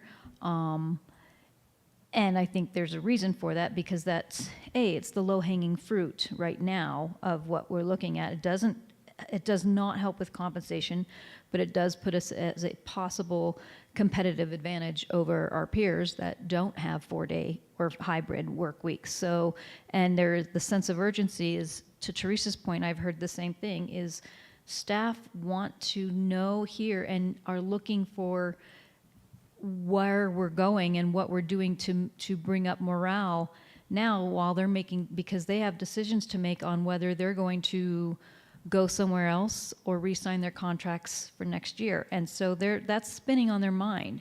So, and the calendar is something that has been brought up in multiple venues and discussions. So that's why it makes sense that it's on here. Other things staff talked about, there's other things too, like vacation time. What does the rollover time look like? That's not on here because doesn't necessarily affect families. But Chris, to your point also, at the end, when it does have those open-ended questions, which I actually appreciate that there's an opportunity for folks to write information. I also appreciate, though, that it says, if you've seen things work in other places, what is some documented proof? Because to your point, Mr. Taylor, there are going to come up, people are going to come up with ideas that just sound good on paper, but it's not feasible. Or maybe there's something nobody has thought of and we didn't even see, and that aha moment happens. So having that opportunity to share that and having documented proof, I think, is important, because no matter what, once we get these results and we see some different ideas that come forth, we should have to address those and say, here's why this could or will not work, or could not work, or can work, or the direction that we go with those suggestions. I think is important to have that dialogue about, and so we're going to have to set aside time to do that when we get these results, I feel. Which, one more point, Mr. Schwartz, when you were talking about that paragraph on morale and culture, which I agree with you. But I'm wondering, again, I don't like to wordsmith either, but in this instance, where it says we realize that there are other options and suggestions to be captured, that to me suggests that there are. And if there are, why aren't we doing them?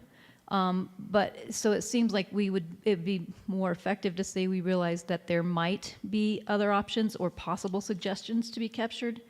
Because when I read that, I'm like, well, what is there? And why aren't we doing it? So it seems absolute instead of possibilities that we haven't thought of. Just my 2 cents. Misty, you were going to say something. Sorry. Yeah, thanks. No, I just, so my district before my last one was Canyon City, and we moved to a hybrid 4-5 day school week, or school calendar, I should say. Strictly not to save any money, because it didn't save any money, but to retain staff. So I have seen it be successful. That's another district that doesn't pay as much as surrounding districts. I think they pay a little bit more than we do here. And that was strictly why we did it. And so, I just want that to be in the room, because I feel like it's important to say it. So thanks. Yeah, I don't think this is going to be a money-saving situation. I think it's a morale situation. I also, what goes in the back of my mind, which I think we still need to do this, but what goes in the back of my mind is any drastic decision we make is most likely going to be a decision that is going to be hard to reverse in the future. So we have to keep that in mind too. And maybe that's something to just bring up. Maybe that's a discussion we have not here today, but once we see the results, that we have to recognize that that's the feasibility of any decision we make is not going to be probably a temporary thing, even though it may be intended to be temporary. And I think of us having a middle school where it's only 7th and 8th graders, and when we hear the middle school isn't crowded. I'm like, it absolutely is crowded because we don't have 6th, 7th, and 8th in there. If it wasn't crowded, we'd have all 3 grades in there. So if I can take a stab at, Sorry. no, this is good, and we appreciate the honest and candid feedback. So I think we've got some pretty good direction about how we can work to revise this with what's been shared. My last question, I think, is just, is there anything else that you all as a board would desire to see in the results from what we put forth? Because we want to get this out within the next couple of days. My only thought that crossed my mind the last few minutes was perhaps combining Mr. Schwartz's idea of a statement with the introduction Okay.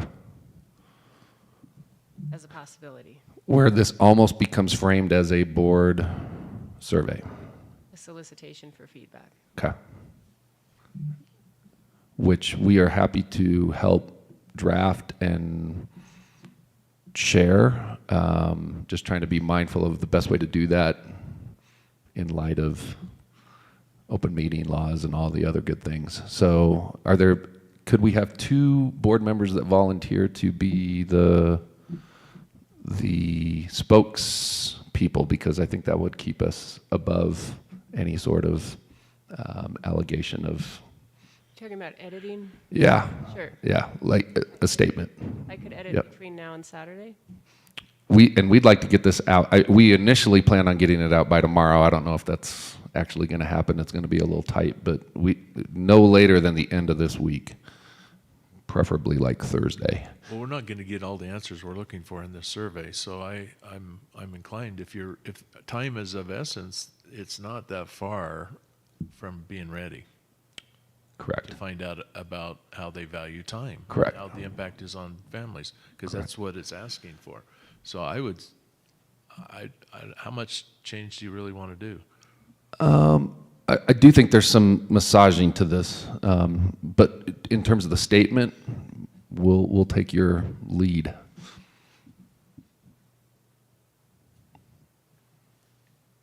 I'm fine either way, whatever. I'm more concerned about what's effective. Really. If it's effective, let's do it. If we're not sure it's effective, let's not. Well, we'll find out. That's another point, right? Yeah, We then had an let's- election, and it was effective, the election. It told us what the answer was. But, I was comfortable that we had prepared information that would have supported passage of that compensation matter, and it didn't. Now, what will we find out? I'd rather, rather than suppose, let's get the results and analyze the results and see what we learned and see if it was effective or not. And then maybe go with a statement from there. I think so. I think time is of essence here. I think that part is probably Time on time. And I think that's what we're going to do is make this a solely focused survey on time as the variable. But I think we need to make that very clear. And I'm happy to join Ms. Phillips and Okay. assist as needed. awesome. Okay. I think it does, I feel pretty strongly about a board statement, if others agree with me. I think there is real benefit in the community as a whole. I know this is geared towards staff and family, but they really haven't heard from us other than a Gazette article. And it's an opportunity to communicate. I feel like we might as well take it. Okay. And Ron and Teresa, I'm good with whatever you guys come up with. Are you good with that, Tiffany? All right, we're good. Okay, we'll roll between now and Saturday. Okay. Anything else? I think we're good. We missed that hour of snow delay, don't we? So the next agenda item is B3, our amended budget considerations. Brett? Actually, the next 2. So let's just roll right into the mill levy when you're done as well.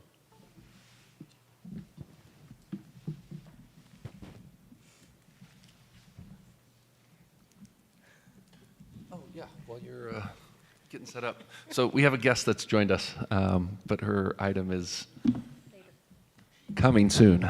This is Amy Atwood, everybody. So welcome, Amy. Thanks for making the trip down this morning, and we're excited to get to know you a little bit more in just a little bit.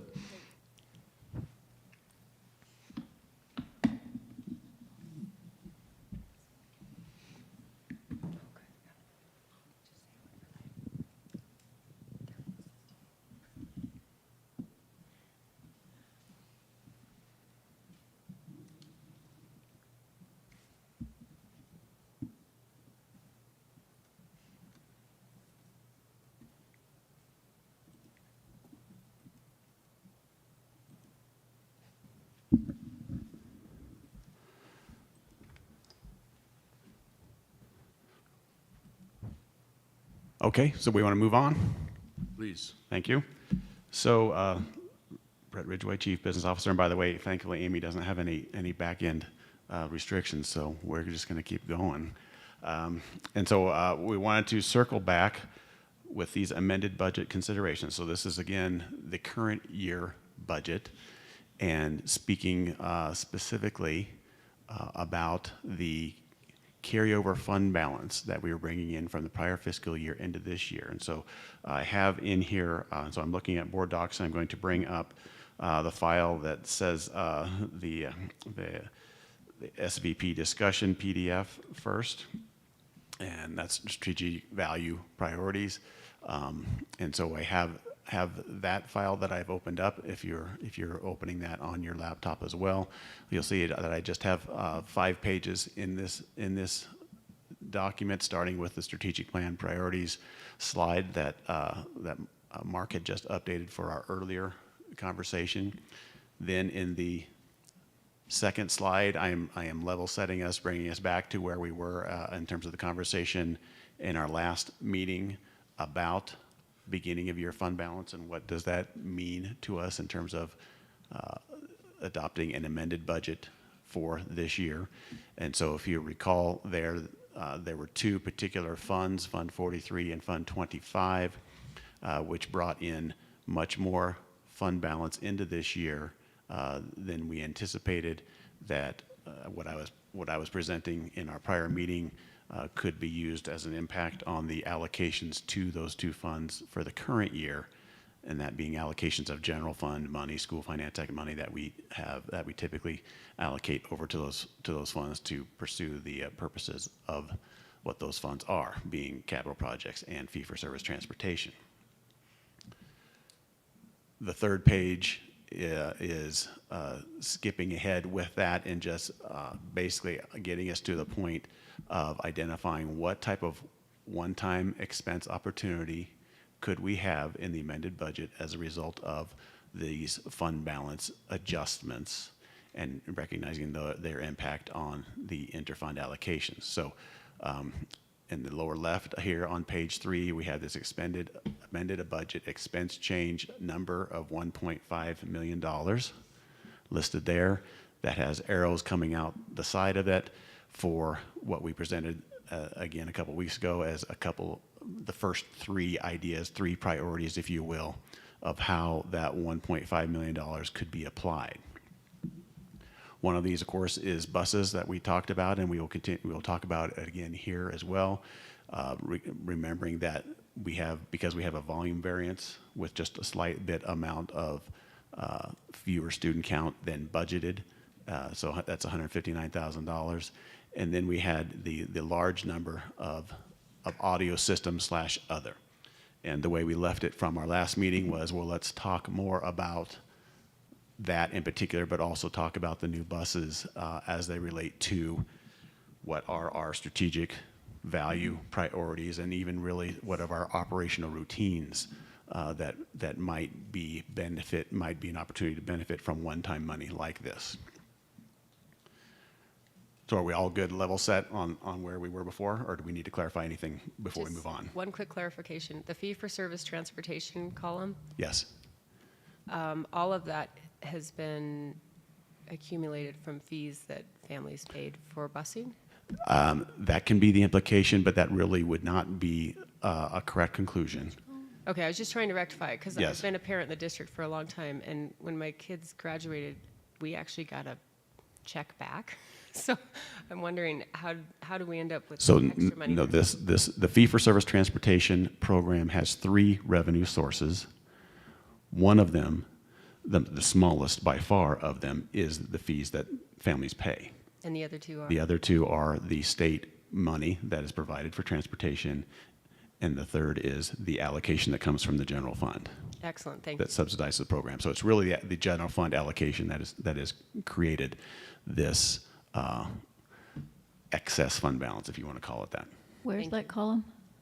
Fee for service. Looking at fee-for-service transportation here, Okay. that 25. the answer, the things that I'm answering are not displayed on the screen here in terms of those revenue pieces. But I can get that for you if you'd like to see those specifically. Sure. Okay. Anything else in terms of level setting before we move on to the new page, the new pages? I think we're good. Okay. So hearing our last conversation last time, what I undertook with this was to figure out a way that I can, and so I'm on page 4 now. How can I again inform the conversation with the kind of some of the philosophical ideas that we need to keep in mind when we consider something like this? So this first page is my attempt to. I'm trying to minimize here, and that's not going away. Oh, there we go. So I want to zoom in. So on the top of this page, what I'm trying to do here is talk about frequency in terms of the source of the revenue. What is the frequency? Is this something that happens annually, as in run rate money? Is this periodic? Is this one time? So those are the rows that are down, and as we go across the columns, what we're doing is taking this year's revenue budget across the entire district, $72.47 million, and basically categorizing it into those places. The places where you see dark grayed out boxes, those are things that I'm saying, hey, this generally doesn't happen. We generally don't have an annualized number, run rate number for bonds, right? That's something we do once in a while. That's why it's in the one-time column. We build buildings once in a while. Grant money is not something that we do on a one-time basis, so that one is darkened out. So that's all I'm trying to indicate here with those dark shades is this is not generally what happens in this fund for this purpose. You look at the far left there when you talk about School Finance Act. What I'm indicating there, what are the dollars that come from the local share of School Finance Act and what comes from the state share of School Finance Act. School Finance Act money is annual money. It's generally not something that we spend for a one-time purpose for. It's an operational spend. I have a lighter shading in the periodic line just to indicate it is something we could do on a periodic basis. And I think the best example of a periodic spend to me is a computer lab. A computer lab is something that we do. We invest the money, but we only have to do that every 3, 4, 5 years. But we know it's coming. As soon as we do it, we know it's coming again, versus one time, which would be really more the heavy capital items. So that is again an attempt to say. So all of this, if you look over the total column, is to say most of the money we receive of that $72.47 million, most of it is annualized run rate money. There is some of the one-time money that we have for bonding, and the periodic spend is kind of netting itself out as mostly interfund transfers that create periodic spend. So that is a backdrop of revenue in that frequency of the source context. Then in the lower half of that is to kind of set that next to a visual of the expense budget done by departments and schools. So that's what goes across the columns on the top. And then you'll see the strategic vision priorities going down the columns on the left. And all of this to take our this year's $78 million total all funds expense budget and categorize it into these areas. So this is very high level at this point. You can see a lot of blank space in this table down here that definitely could be filled up if we started slicing this more precisely. But it's my initial foray into this, and mainly I wanted to present it this way to see if this has any resonance with you all, and if you'd like to continue to pursue maybe additional precisions in this. And what I could see is this box of strategic vision priorities and operational support routines. That is something that we could present on.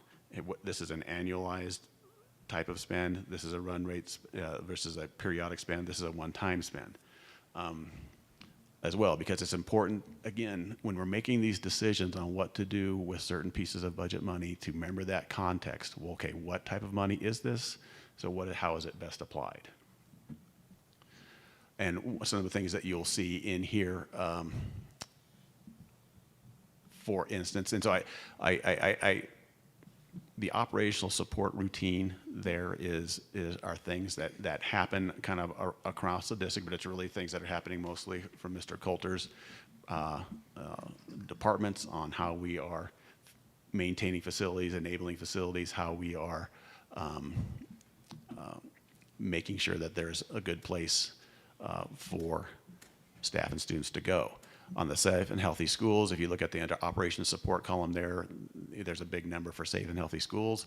Well, that has to do with transportation and nutrition services and safety and security. Those are the things that I've categorized into this right now.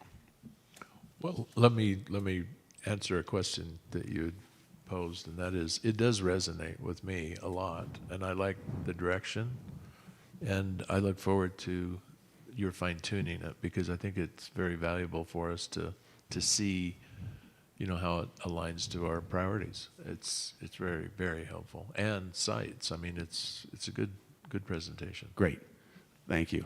And yeah, because there are things definitely, the valuing our people, there are things that we know that we did this year with new hire, hard to fill positions. Those are strategies that are clearly valuing the people, and I have not pulled those out of the other number, and I can do that.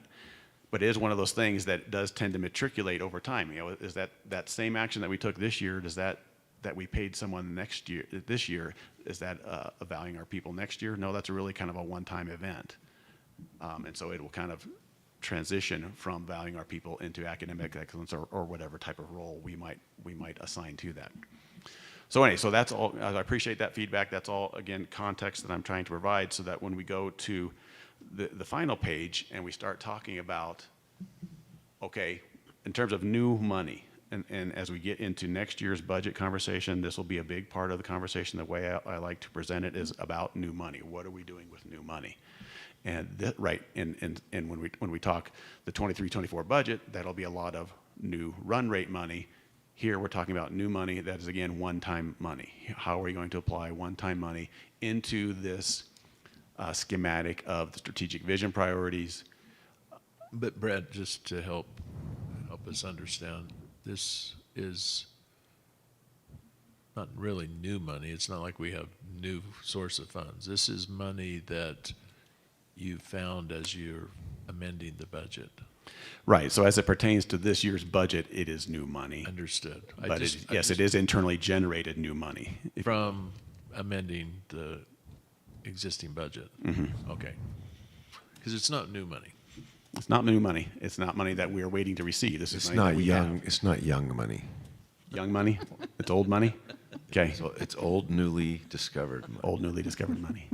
Brett, why are there two columns? In this? Yeah.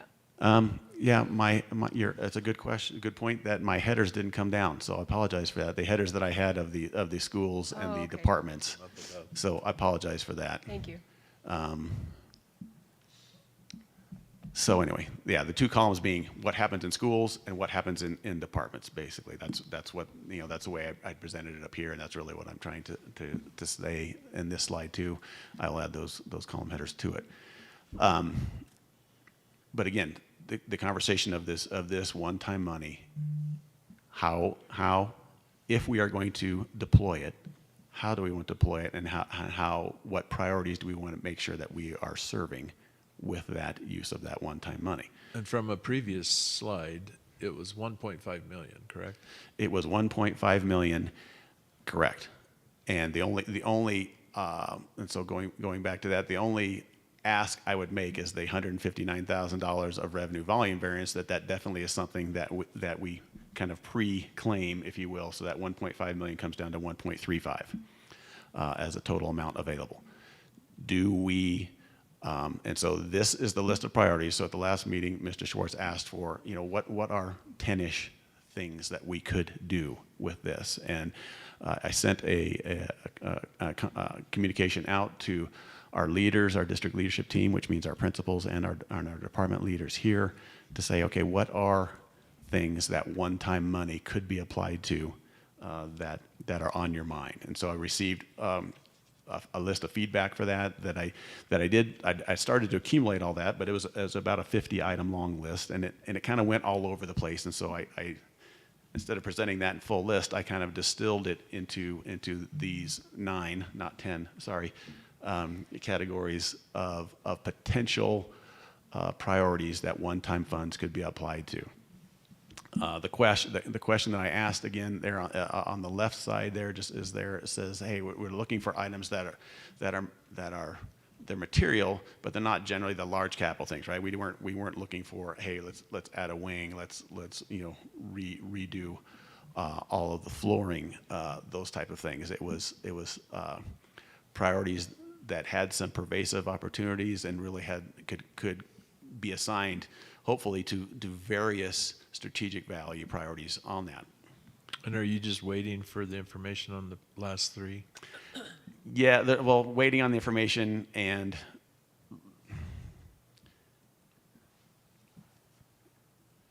yes.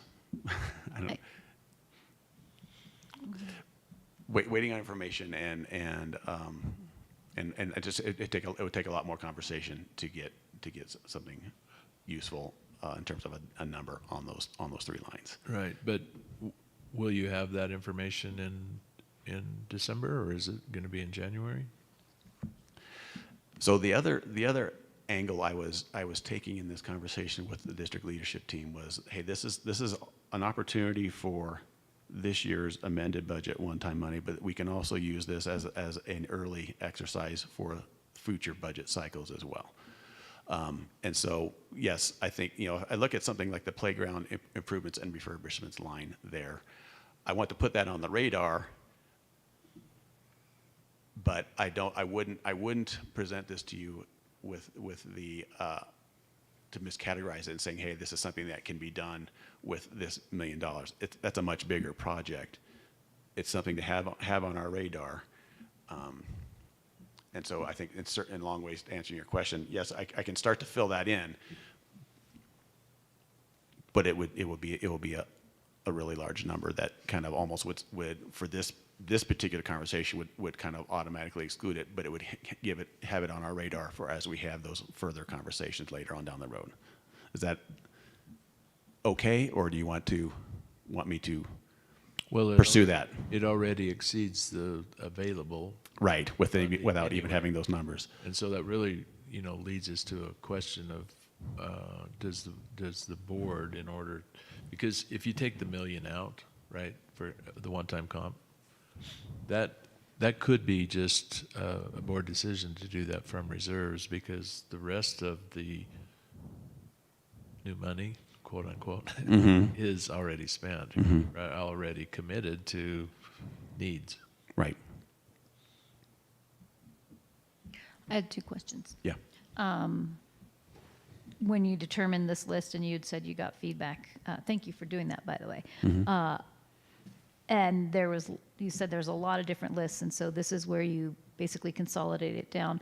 Of that longer list, were they the other items in a general theme that made you come up with this list, or was this generated based on popularity and then command decisions, or how did you come up with this list out of the 50? Definitely the frequency of how it was, of when it was referenced. I mean, several people, for instance, talked about audio systems, PA systems, intercoms, right? And so even though that was something that we had first introduced just from a district perspective, that was kind of affirmed through what we received in that.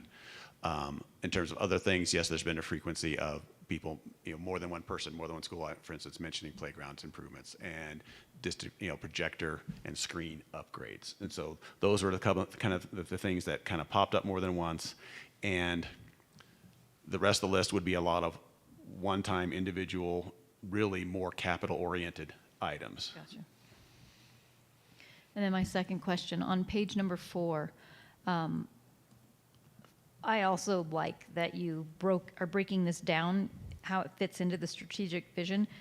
My question would be, is there a way for me to find out, let's just take academic excellence, and I'm looking at student services, for example. What does that mean, that 3.5 million? How do I find out what exactly that means? How does that translate? Yeah, that's a great question, and that's kind of what a schedule like this is meant to create as many follow-up questions as it does answer just on its own surface. The student services, this is Mr. Frampton's department. This is special education, so it is all about the academic performance of that segment of students, and so probably where I would take you to is in our larger financial package. We can look then at the student services group that is presented in that larger financial package. Got that. So that answers my question. That was my question. Is there another place to go and zoom in on these numbers for under learning services? Again, for example, we have academic excellence and valuing our people at 1.6 million. Right. So you're saying that I can go and zoom in on what exactly that means. I could. So I would tell you that this initial 50-50 is very obvious. Round number 50-50 allocation is just me doing a high level view. So I would say you'd be looking more at the total, the 3.4 million, rather than either of those two pieces, because I would, in order to really get more precision on those two pieces, I would need to have that conversation with Amber and pursue that with some greater integrity. So how would I go about doing that? You need more information from me, because what this also does, again, this is starting at the very highest level we can. This is $78 million of all funds across the district. So Right. Get that. behind the student services number, for instance, what you would see is that there is the general fund component of that, and there's a Fund 22 component of that, because we have IDEA number. IDEA money is in Fund 22. ECEA is in Fund 10, right? And so this is very much a data cube, and so picking your angle that you want to pursue it, then either the financial package can answer those, or I will have to engage with you and provide you some of that supplemental information to help you break it down. Okay. Yeah, I guess what I'm trying to get at is, if a staff member comes and wants to sit down and say, okay, how are you valuing me with these two line items on this? Mm-hmm. What does that mean to me as a fourth grade teacher, for example? So my quick answer to this very high level view is this is about HR, and this is about evaluation and supporting professional development. So where would I direct them to go find in-depth information? They would have to contact you? Right. And this isn't ready for in-depth questions yet. Okay, so this is still developing. Yeah. Okay. We're still developing this. This is This is again seeing if this resonates. If it resonates, then we Gotcha. can do better to be able to answer those next level questions with greater a living document. detail. Yes. Still a living document. Mhm. Okay. I appreciate it, Brett. I would just add, we have a 6th priority now, as I understand it. Yeah, and I So definitely you am just looking have to- for some clarity on that. That's why here I had the operational support routines and Sure, that just Yeah. just a tidbit. And so, in terms of the new money, I guess what I am assuming is that it would be applied to a strategic priority rather than an operational routine.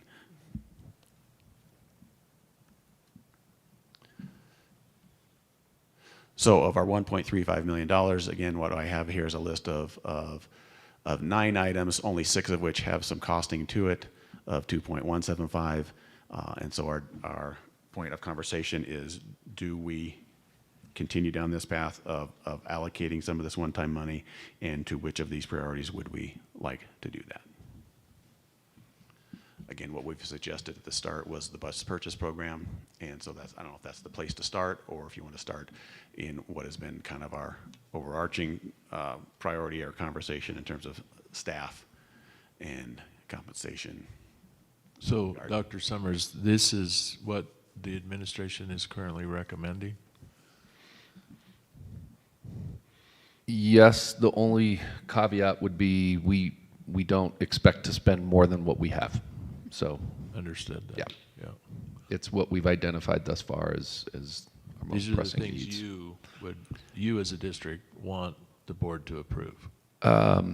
Yeah, well, yeah, we want you to consider, and then, yes, we'd like the opportunity to be deliberate about how we shape the final ask, so to speak. So I would like the board members to make sure that they're asking any questions they have about those items that have numbers associated with them, so that we don't, I mean, the work session is the time to flesh this out, the Yeah. detail, anything you want to understand about it, so that when we get to our regular meeting, we don't have to defer again the discussion. Sure, I've got one. So those three add up to 1.95, and we have 1.5.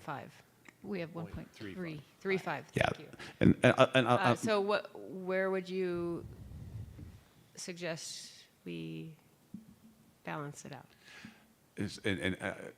Before I appreciate, because I think I want to clarify that the reason I highlighted those was just to demonstrate how these could map into the table above. Okay, thank So you. I'm thought sorry I you were didn't say that at the prioritizing them beginning. as three. I wouldn't say that these are in any particular priority order, but I said here are our 9 items. Again, 6 of them are costed. Here's how they can map into the strategic valuations. So that early table setting, I didn't do that, and I apologize for that. So in terms of what is our suggestion, our ask for the 1.35, again, I guess I probably would represent that the bus purchase program is something that's been on the radar throughout the length of these conversations, that I think we are still preferring that be one of the items. If you were for the moment to just assume that we would do that, then that leaves 1.1 million. If you take that 250 off of the 1.35, and then you say, okay, of that 1.1 million, how much do you want to apply to any of these other 6 items? Do you want to do any of these smaller bucket items, card access systems, nutrition services equipment, operation equipment programs, or do you want to defer those and apply a majority of it, if not all of it, to a one-time supplemental payment? Do you want to do anything do you want to do maybe half of it there, half of it to the audio system capabilities? That's kind of the everything on the things that are on the table at this point. So top to bottom, these are not prioritized. I just want to be very clear. I specifically did not put numbers here. Okay. So this isn't a number 1 priority to a number 9 priority. These are just 9 priorities. Okay, then to that point, my question is, can you elaborate on what the replacement of the card access system is? Don't know who would answer. I can take a stab at that one. It's essentially our building security cards, and how individuals who have cards are able to access different buildings and different entry points. So we have a very outdated system, and it's not enabling us to be as efficient with both how we grant access, as well as the ability to ensure that the system is effective at doing everything that it can. That's a very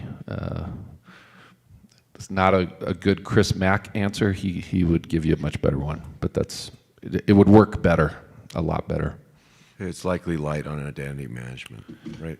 Yeah, that's a big part of it. Yep, and it's software, and it's very outdated. We have a very antiquated system, is probably an elegant term to use.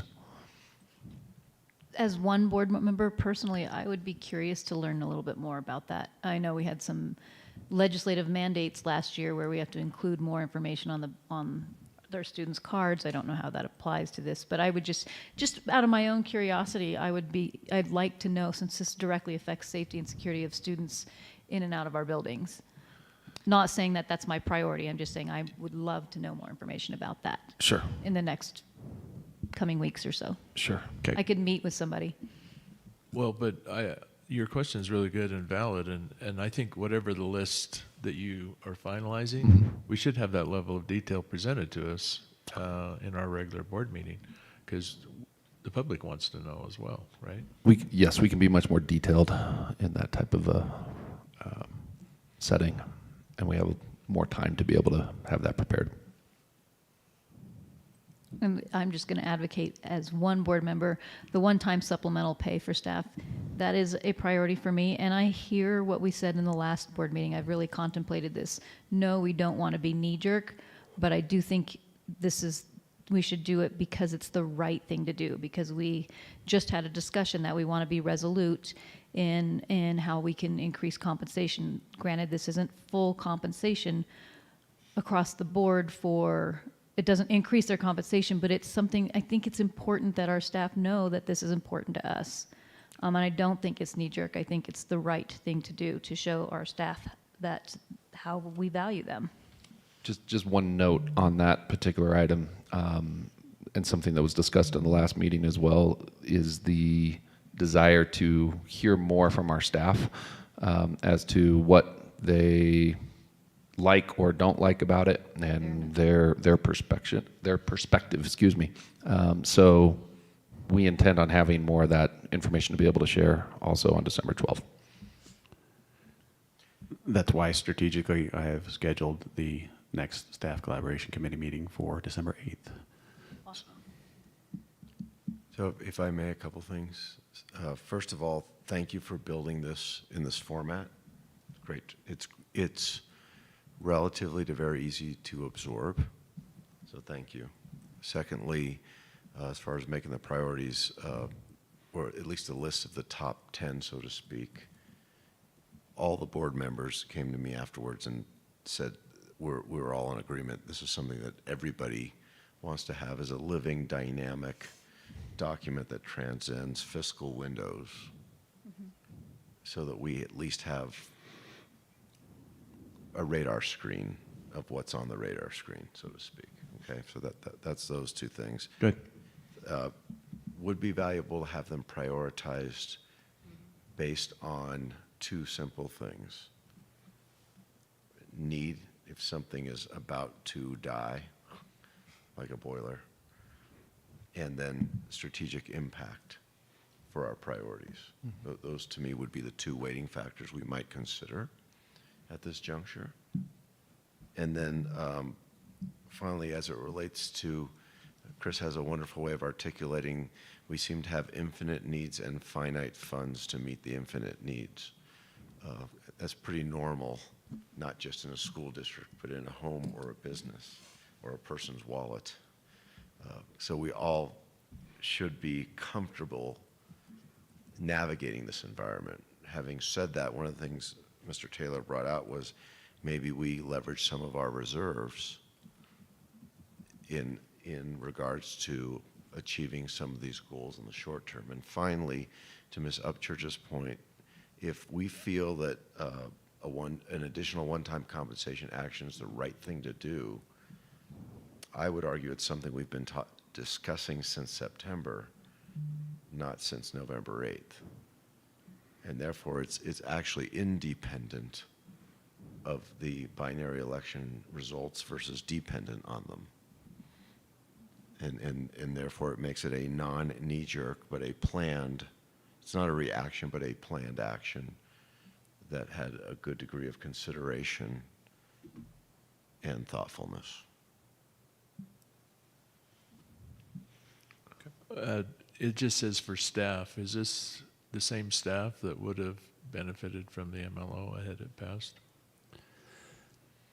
Well, in terms of developing a specific proposal for that, that would be a place to start, and that would probably be the one place I would start, is to say, yes, it's the non-administrator staff. And there are a couple different ways, of course, that we can go about that. And that, again, I think would be part of what we'd want to vet with the staff collaboration committee. Would they prefer a percentage of base pay? Would they prefer a flat amount for every employee regardless of their base pay? So there's all kinds of things that you could do that, but that would be one of the ways I'd want to frame it. If we're not going to do it that way, be able to say why we're not going to do it that way.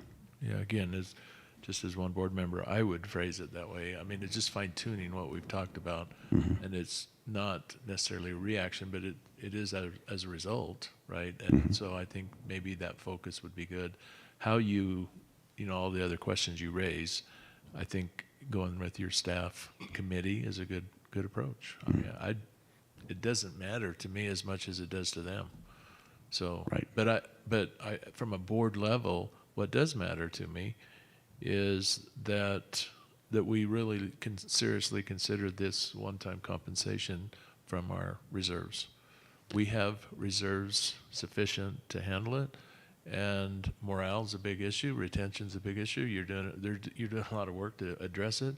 I think this is what the board could do as a one-time action to help assist the district in that issue.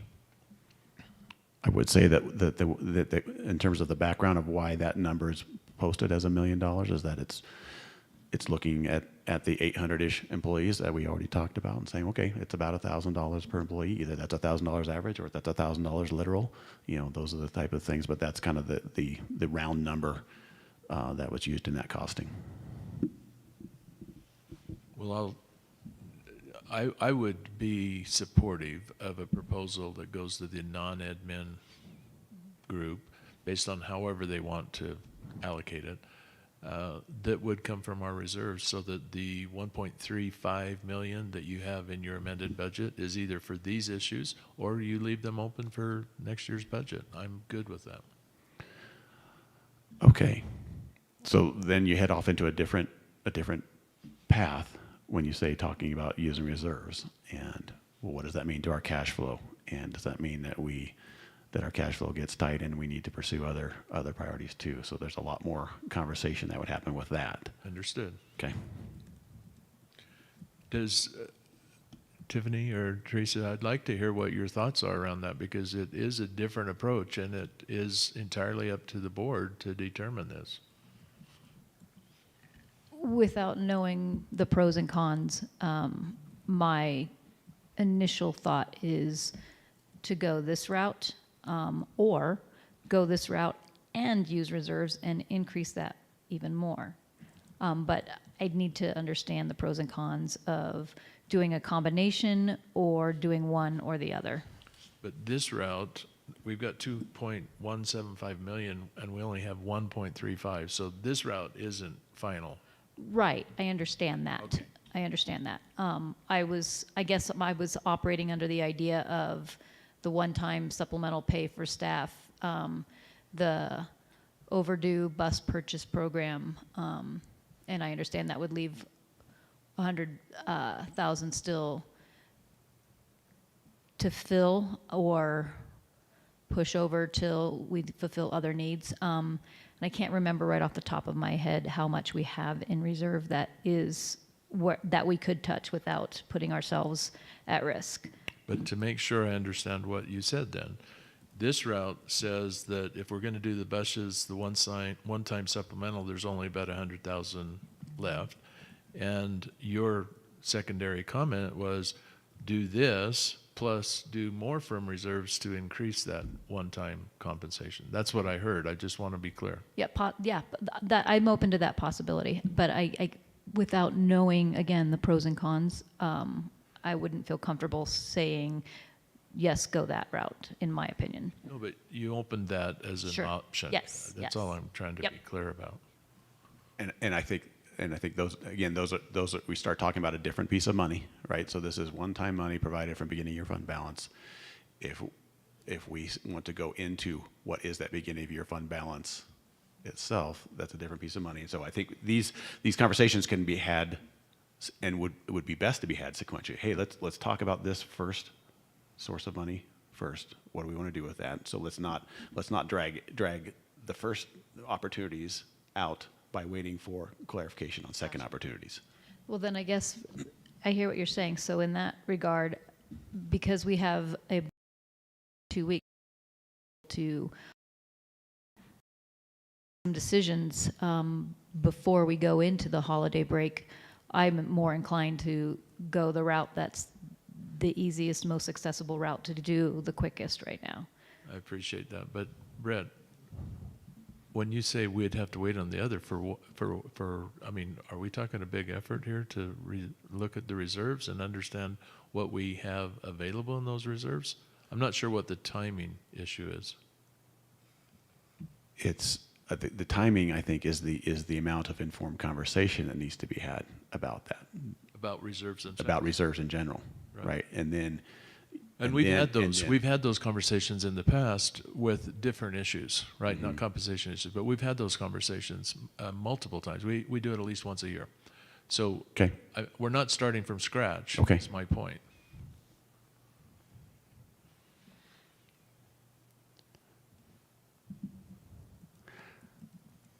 You're hedging for a reason. I'm hedging for a reason. What are your concerns? Because I would like to maintain clarity on the source of funds and the actions that are taken to utilize those funds. I think are separate actions, and we agree with that. And just being careful for how any decision is going to be perceived and received by staff, and how do we talk about it with them? So. That's why I'm hedging. I'm hesitating in combining the two conversations. And I tried to separate them. Okay. I tried to separate them by saying that let's do the staff compensation, the non-admin staff compensation, out of reserves only. Yeah. And then Tiffany said, well, let's do this and then add to it with reserves. And, that's just to maximize how much it is, I think. Yeah. It feels to me, I could be wrong, the real issue is if everybody tries to picture that great graph that Brett did that says, look, we start out with a big chunk of money and we finish with a big chunk of money and we get a bunch of money in the middle. In February, because of the way the money arrives, or the dating or the timing of when the money arrives, is when we really get skinny. So the reserves, I think, I'm getting the impression, Brett, in your eyes, do two things for us. They are a chunk of cash for an unexpected occurrence that we need immediately, and they provide an insurance policy and a way to maintain cash flow for money that we know is coming from the state anyways. Is that a fair? Well, money that's coming from, actually it's coming from our local community because it's the property taxes. It's coming from the county. Yeah. And there's some also that comes from the state throughout the year, yes? Right. Okay. So my point is this. If there's probably a way for us to manage cash flow and still use the reserves for something that benefits the students, the staff, and the community. Otherwise, we're not doing our fiduciary duty very well, are we? I appreciate that because in terms of using reserves, that's kind of exactly the way I'd like to frame that conversation and make sure that we have that conversation, because we can look at the budget, and I know this wasn't in board docs, but I just pulled up that graph that you referred to here on the screen, and February is not zero. So, to your point, that implies that there is some piece of that money that you could pull out and do something with if we wanted to get more aggressive with it, right? And I don't think that would be recklessly aggressive, but it's trying to be precisely aggressive and making sure we can do everything we can at every time. So if that's like we're in agreement. Teresa, thoughts? Sure. I actually have a very conflicted thought, and I understand your intention fully in terms of wanting to help our teachers and staff. At the same time, I want to stay aligned with, we absolutely need a long-term sustainable solution for compensation. And a one-time on another one-time bonus, if you will, because we did this last December, from what I'm hearing, that's not going to cut it for retention. And so it's not to say, I'm not saying I'm not in support of that. I'm more in support of, I am in more support of it this way than pulling from reserves. Personally, I wouldn't want to pull from reserves for this. But I do think this conversation detracts from, in some ways, from where we need to get to in terms of a long-term solution. And I, with full respect for your intention and your advocacy for that. It's $1 million. It's a lot of money.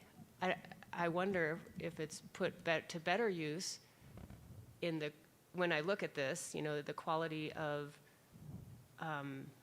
having the projectors and screen upgrades, the quality of their work environment. So what feedback can we get from staff as to what they would like? Can we get that feedback? Yes, again, with I would with like the that. December 8th meeting, and also from the Because I don't the have district the- leadership team too. Yeah, I don't have the knowledge to know that. I know there are some that would really appreciate the extra income, but or for that month, but I don't know that that's the best use of the money. And we don't have money to spare. We absolutely need to use it in the best way possible. So I think what you're asking for could be accomplished in that making this a priority list through those additional conversations with district leadership and with the staff collaboration. And Yeah. when we talk about this again at the next meeting, we could definitely have that priority and that feedback that could inform that conversation and decision. Yep, prioritizing this list would be great. Okay. Great point, because long-term solution is the real aim here. But let me ask you, is it possible that we could add a question to the survey you're sending out to address this specific matter? Because I think you've raised that question and we're going to do a survey. Would it dilute the survey focus just to ask the question of if there was a one-time, if there was, or should there be, I'm not sure how to phrase it, but the question is, you're going to go do a survey, could we get that kind of feedback? Yeah, I understand the idea. I'm thinking maybe it would be a little bit too tangential if we're putting out a survey for long-term, well, we're not really putting this. I don't see it as I need to think about it. Yeah, Yeah, I see your point. Let me think. It's an idea, right? Yeah, no, It's an idea, but you are. All ideas are good right now. We are right? proposing to get you feedback from two good sources already without adding to that. That's true. Yeah, I'm with you. I hear your comments and I agree. I think I understand where you're coming from. I'm still in favor of using our reserves for a one-time compensation adjustment because I think it's the right thing to do given the fact that our non-admin staff are so far below the average. And it isn't a long-term fix, and it's a one-time. The last one-time was more about budgeting during the pandemic than anything else. And in essence, this so-called new money is really just that conservative a budgeting approach that we continued, and now we're going to have to spend it. So, you know, this is more driven, this new money is more driven by how we approach pandemic budgeting. You can spend it. You don't have to spend it. Just saying. But the point still remains the Yeah. same, that this isn't new money. This is just amended budget, the flexible budgeting concept. And in the past, one of the choices we made was to do a one-time comp. I'm just saying that outside of this budgeting process, I, as one board member, would be in favor of doing a one-time comp from our reserves and have it be analyzed by our chief business officer and him tell us what's the magnitude of it and what's the risk and the downside or not at all. I'm not wanting any outcome. I'm just saying let's look at that approach as a possibility. So at the next meeting, which is what, the 12th? Yes. So you want me to, would you like me to bring an identification of reserve money that could be available to supplement this carryover money? I would. Now, there's another reason for this, and that is part of this conservative budgeting process that we've had. We've approved funding for curriculum out of reserves, and yet our reserves went up. So our budgeting process has been ultra conservative, is my point. And our reserves, if you look at it year over year, haven't been going down. We're in great shape, unbelievably, coming out of a pandemic. And hence, I believe that this overall budgeting process that we've lived with for the last 4 or 5 years, including through the pandemic, has been ultra conservative. And so we've made votes, unanimous votes, to spend money out of reserves, and the reserves went up. And that's because of the budgeting process that's in place. And hence, I've made commitments to spend some of that money in the past, and apparently we didn't, because I know we spent the money, we got that curriculum, et cetera, but our reserves did not go down. And if you could just wrap your mind around it, come up with a presentation and what's practical. And I still want to be somewhat conservative, but not ultra conservative to the point where, you know, our reserves keep growing. Right, and That's not the purpose of call reserves. I would call it more than the budgeting process. It's the overall financial management process has been very conservative. And again, that's a safe approach.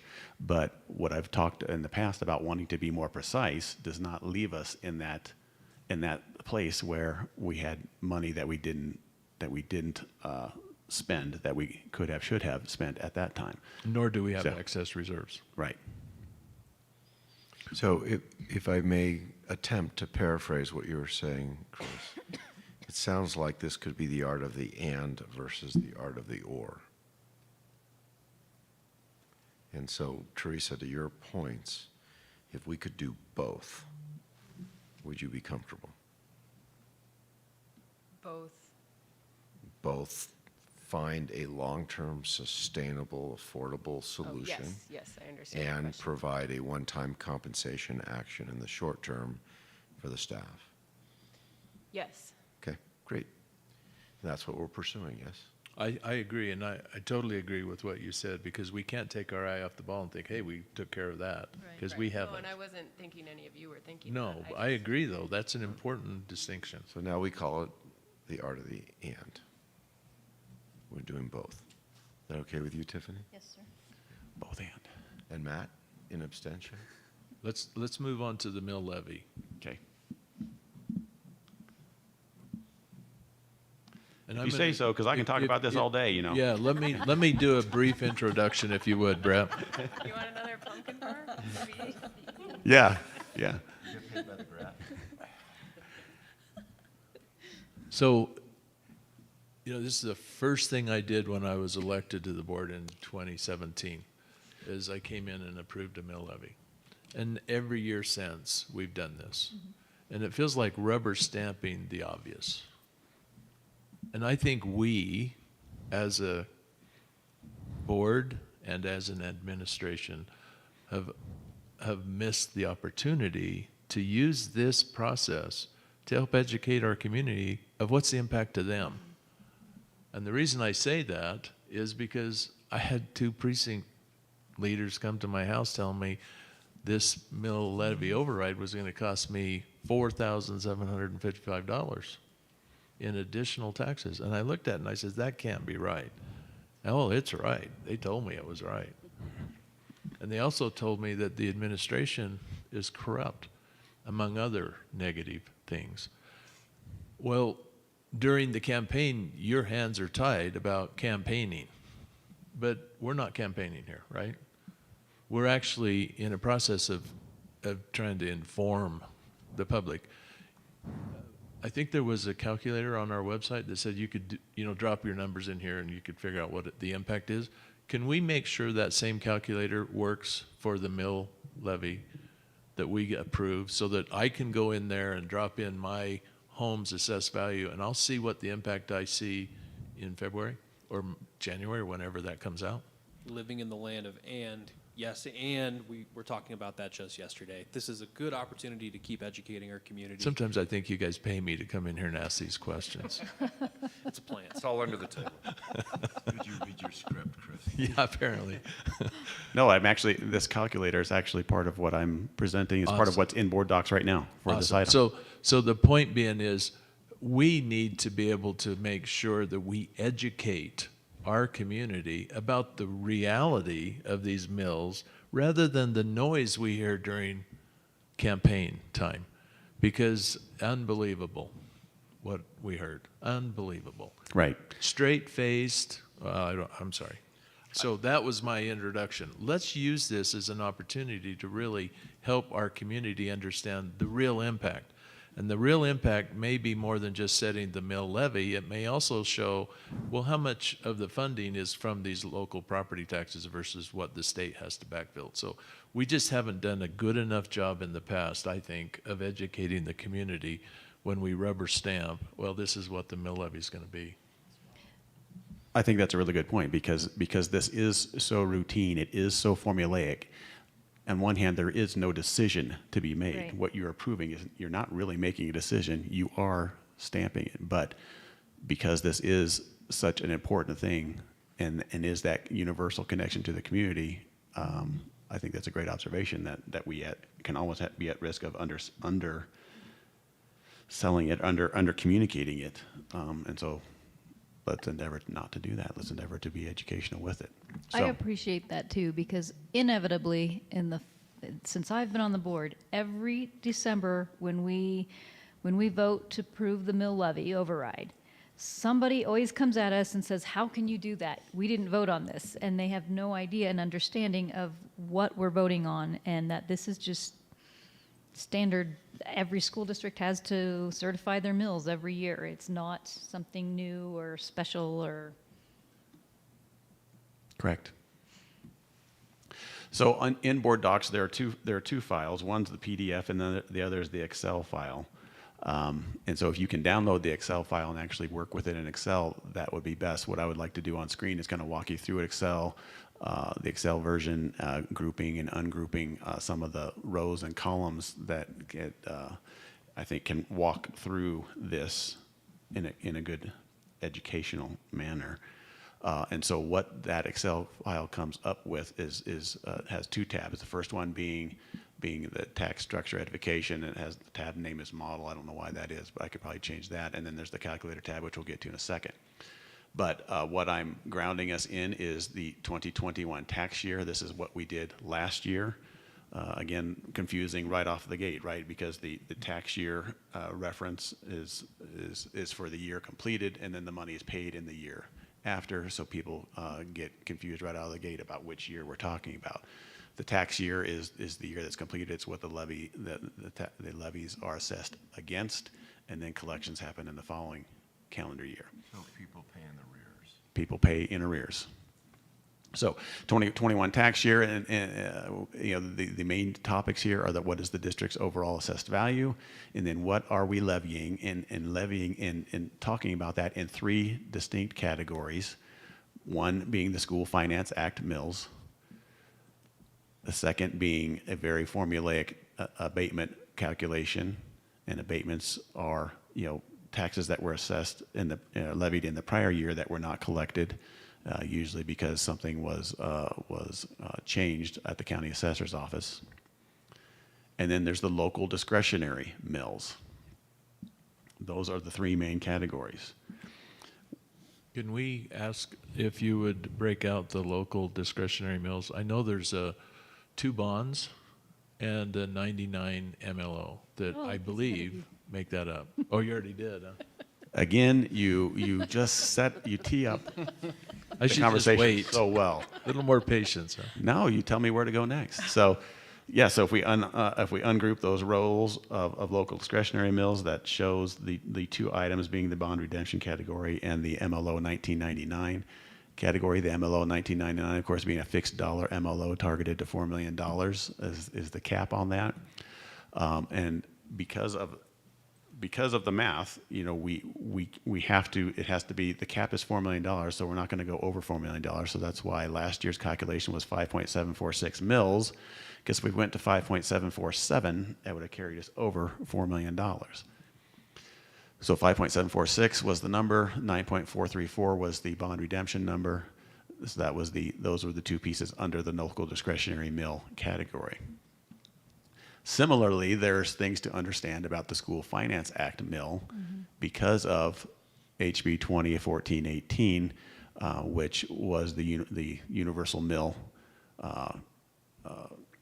legislation that came in 2020, and since we were not at that 27 mil rate, and because we had detabered at a point after we were at 27 mils, we needed to return to that 27 mil number. And so that was established by determining what was the tax credit, and then having that tax credit then expire over time.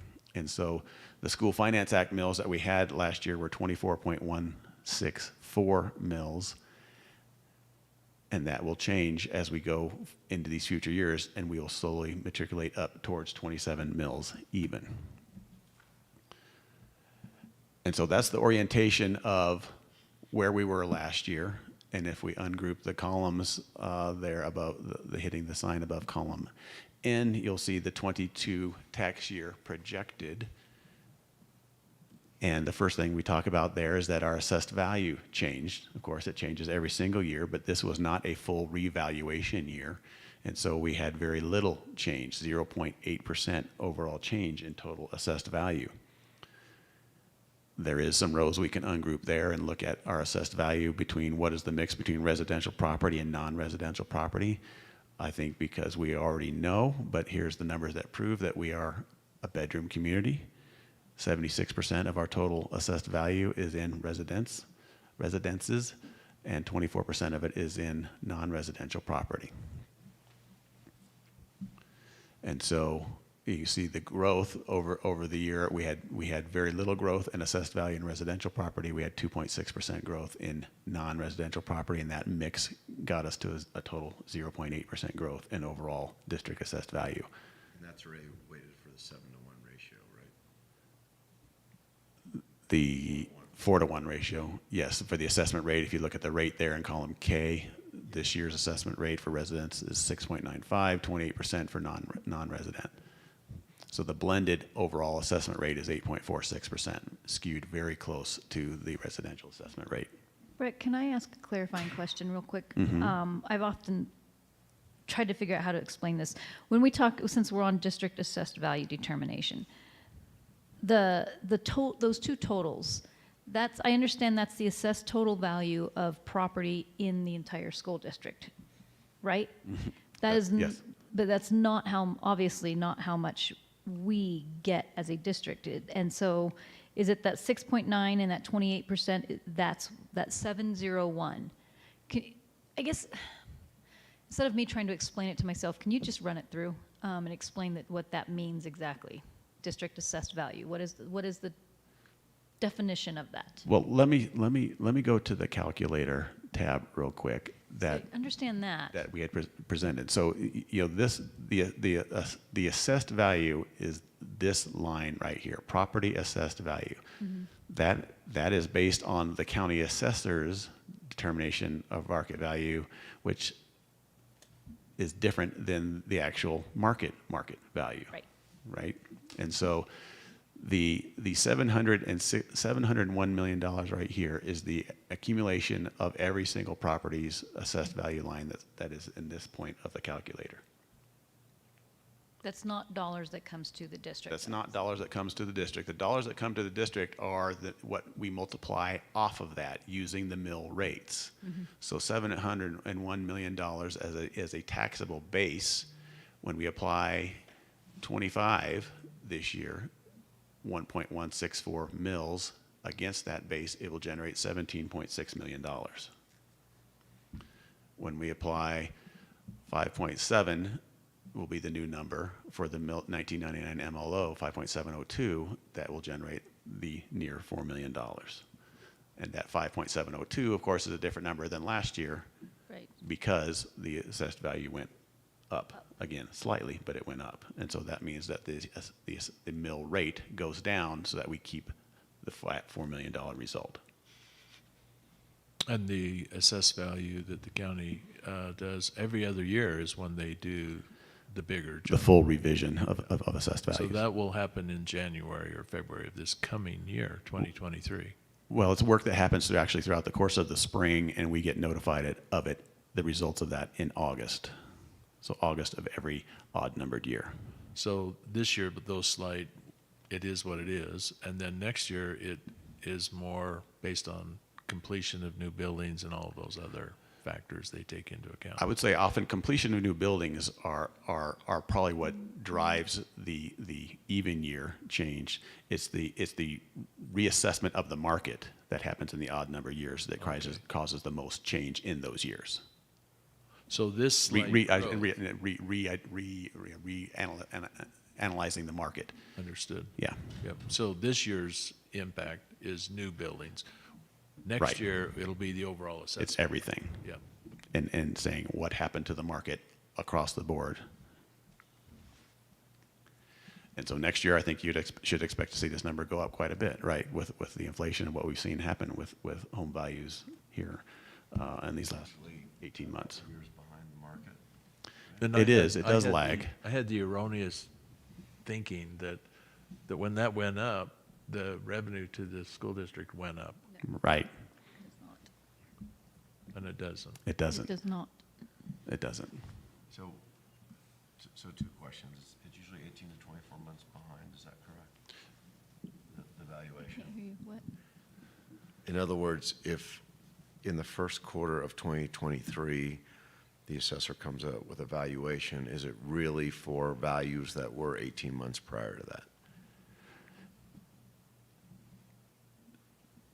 I think what you're saying is correct in that it is a lag. Yeah, it's not significant. real time. And I think that's that. And if we go back to the calculator, when we identified what we termed at this point as a discount to county assessor at market defined value, that's what that really represents. This isn't a hard fast number. This is just the mathematical in between.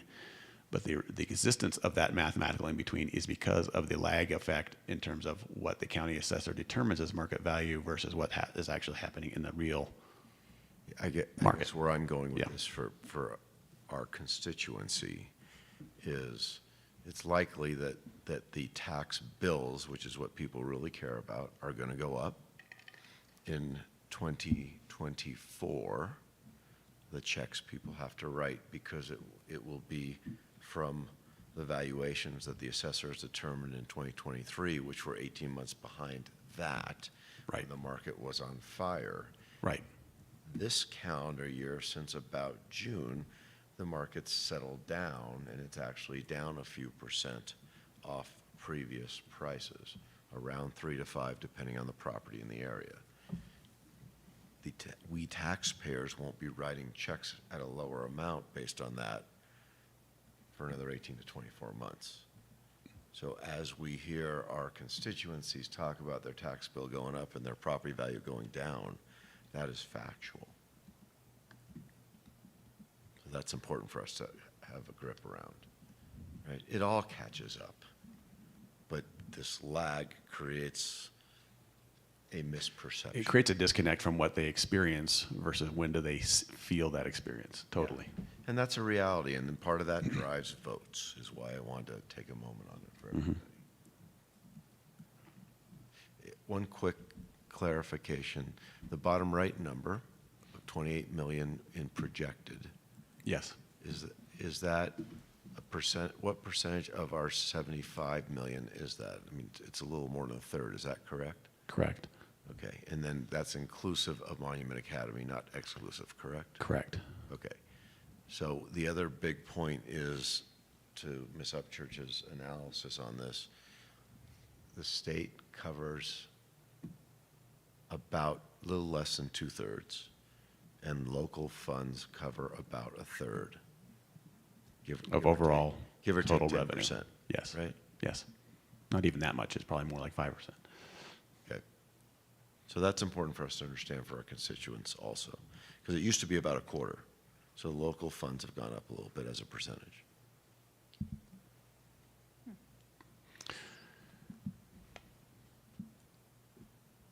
Yes, and to Mr. Taylor's point about when assessed value goes up, our revenue does not go up because both on the local discretionary side, both the bond and the MLO are very targeted towards fixed dollar results. And of course, on the School Finance Act, that is money that gets offset with state share. So when this goes up, state share goes down, the net result in the School Finance Act for our district stays the same. In the past, we've had trend charts as well, which I think one of the first ones I saw was from 1999 through 2017.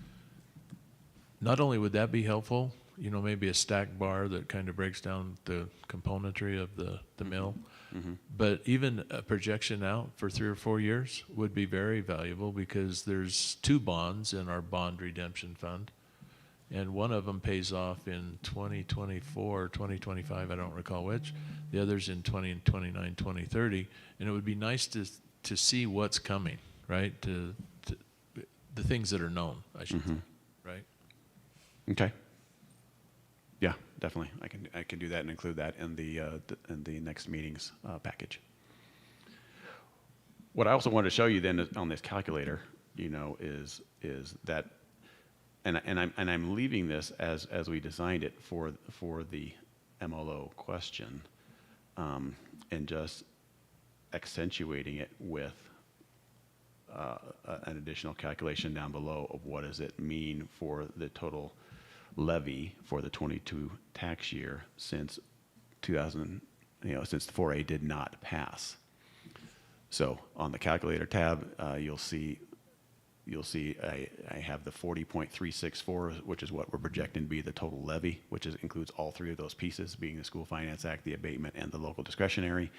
And so the total tax bill for the year on this average D38 home would be a shade under $1,400 for next year. That's excellent. So I have another question for the board members, and that is, do we want to include in this how we compare to our peer group of school districts to see how our levy adds up to theirs?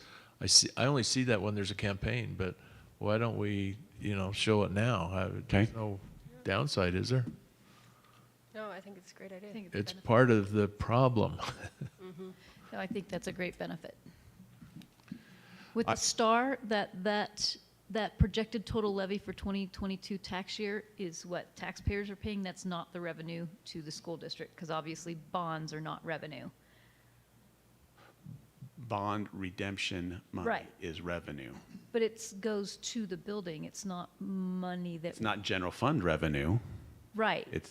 But it goes is. straight. It's designated. Yes, to yeah. It But- can't be But moved Tiffany, around. the first part of your question is accurate. That's what they pay. This is what, Yes. I want to be able to drop my number in here, and that's what my property tax bill will be for Lewis Palmer School District, because it doesn't include what I pay the county, the fire, the police. So this is D38's Yeah. portion of my tax bill. The last thing I wanted to show you was if we ungroup what we have on column R, I am kind of walking us through what happened with that presentation when people came to your door and said you're going to have multi-$1,000. And so the antagonist propaganda scenario that I'm calling it was the way that they crafted their conversation was started with the response to that came in the blue book, and which in that response it said accurately but very intentionally and creatively that a $100,000 assessed value home would be charged $745. And what was left to the imagination was to say, well, if the average home is $500,000, that means I'm going to have 5x of that. But what they were doing was going from the county assessor market value, $500,000, down to the property assessed value. And that again was a definite tactic that was used, but it ended up creating in people's minds a multi-percentage difference between what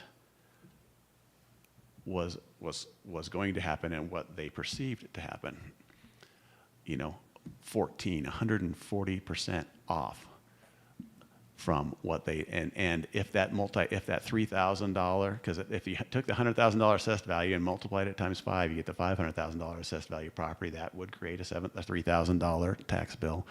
But if you walk that all the way back up, that would mean that your home value was $11.1 million. So mine must be worth 13 or 14 You've million. got a My $13 million home on your hands. I Good. suggest you sell. So this is the part of, in terms of talking with the community, is making sure that they can recognize the nuances in those words. And that, I like precision, not only in numbers, but precision in words, right? When someone says it's the assessed value, this is the line that they're talking about. Well, the average home is not a $500,000 assessed value. The average home is a $34,000 assessed value in the district. And so if someone's going to say, for a $100,000 assessed value home, someone needs to be able to hear that and say, that's 3x mine. Not, I don't have to take that times 5. I have to divide that by 3. Because you said assessed value. You didn't say assessed or market value, and you certainly didn't say fair market value. And so that's I think where the opportunity lies, is to make sure that there's clarity and people, because if and when we do this again, the same tactics are going to play, but we've got to help people understand how to interpret that and read that. So I don't know if you want this presented this way, but I did. I think it's great. Any questions? Thank you. Excellent work. Thank you. You're welcome.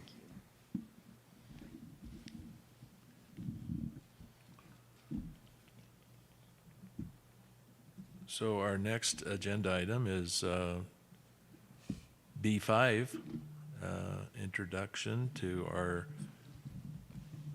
district lobbyist, and Dr. Summers. Well, I'm glad that we're making it to this part of the agenda. Amy, thank you for your patience with us. We're excited to introduce Amy Atwood to our team.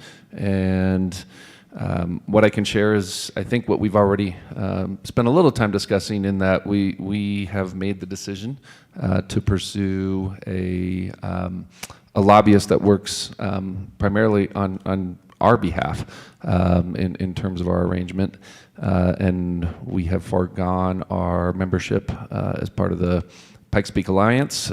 So I think it's going to be helpful for Amy to become acquainted with us and spend a little bit of time talking more about who she is, what she does, and then anything else you'd like to share. So thank you for making the trip down under these conditions and spending a little extra time today. Great, thank you. That extra time was really productive. Nice. So I appreciate that.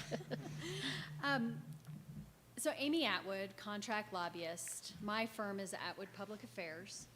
I've been in politics and lobbying since the mid-2000s, and specifically working on education policy since 2013, so 10 years. Both on vendor side, district side, really anything pre-K through 12th grade. I love what I do. I'm glad that we're only 2 months out from the session.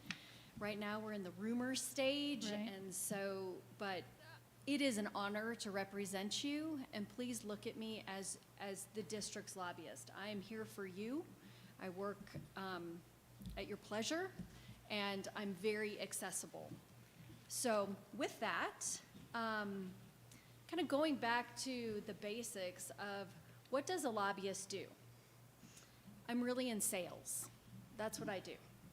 I work for a competitive advantage for my clients.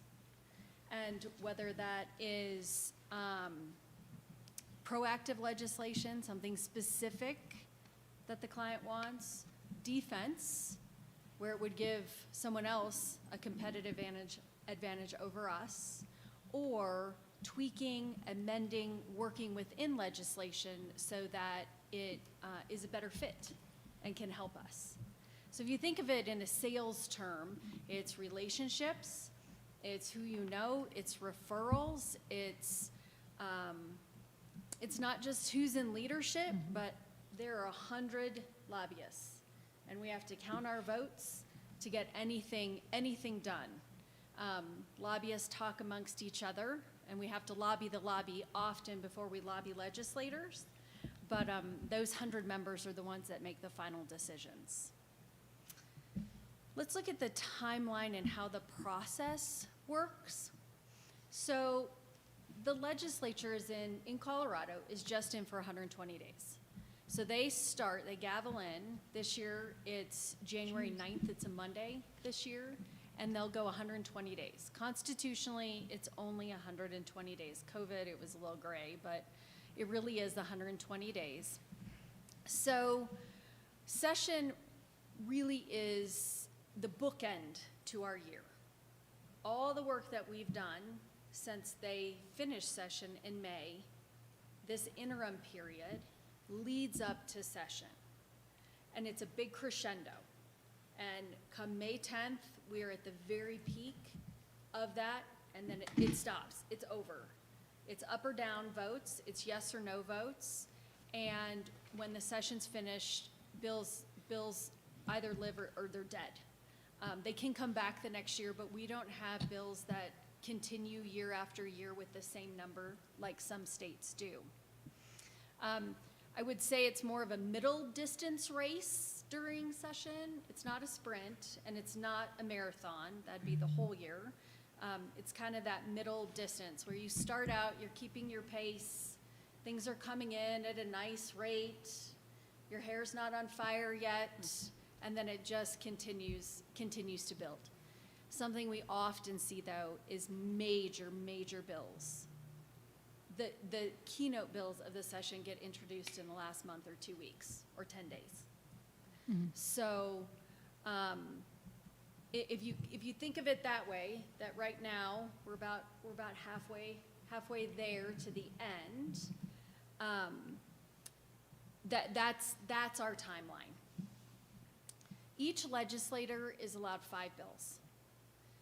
So then you say, well, how come there are 750 bills? How does that work? Well, there's 100 legislators. They each constitutionally get 5 bills.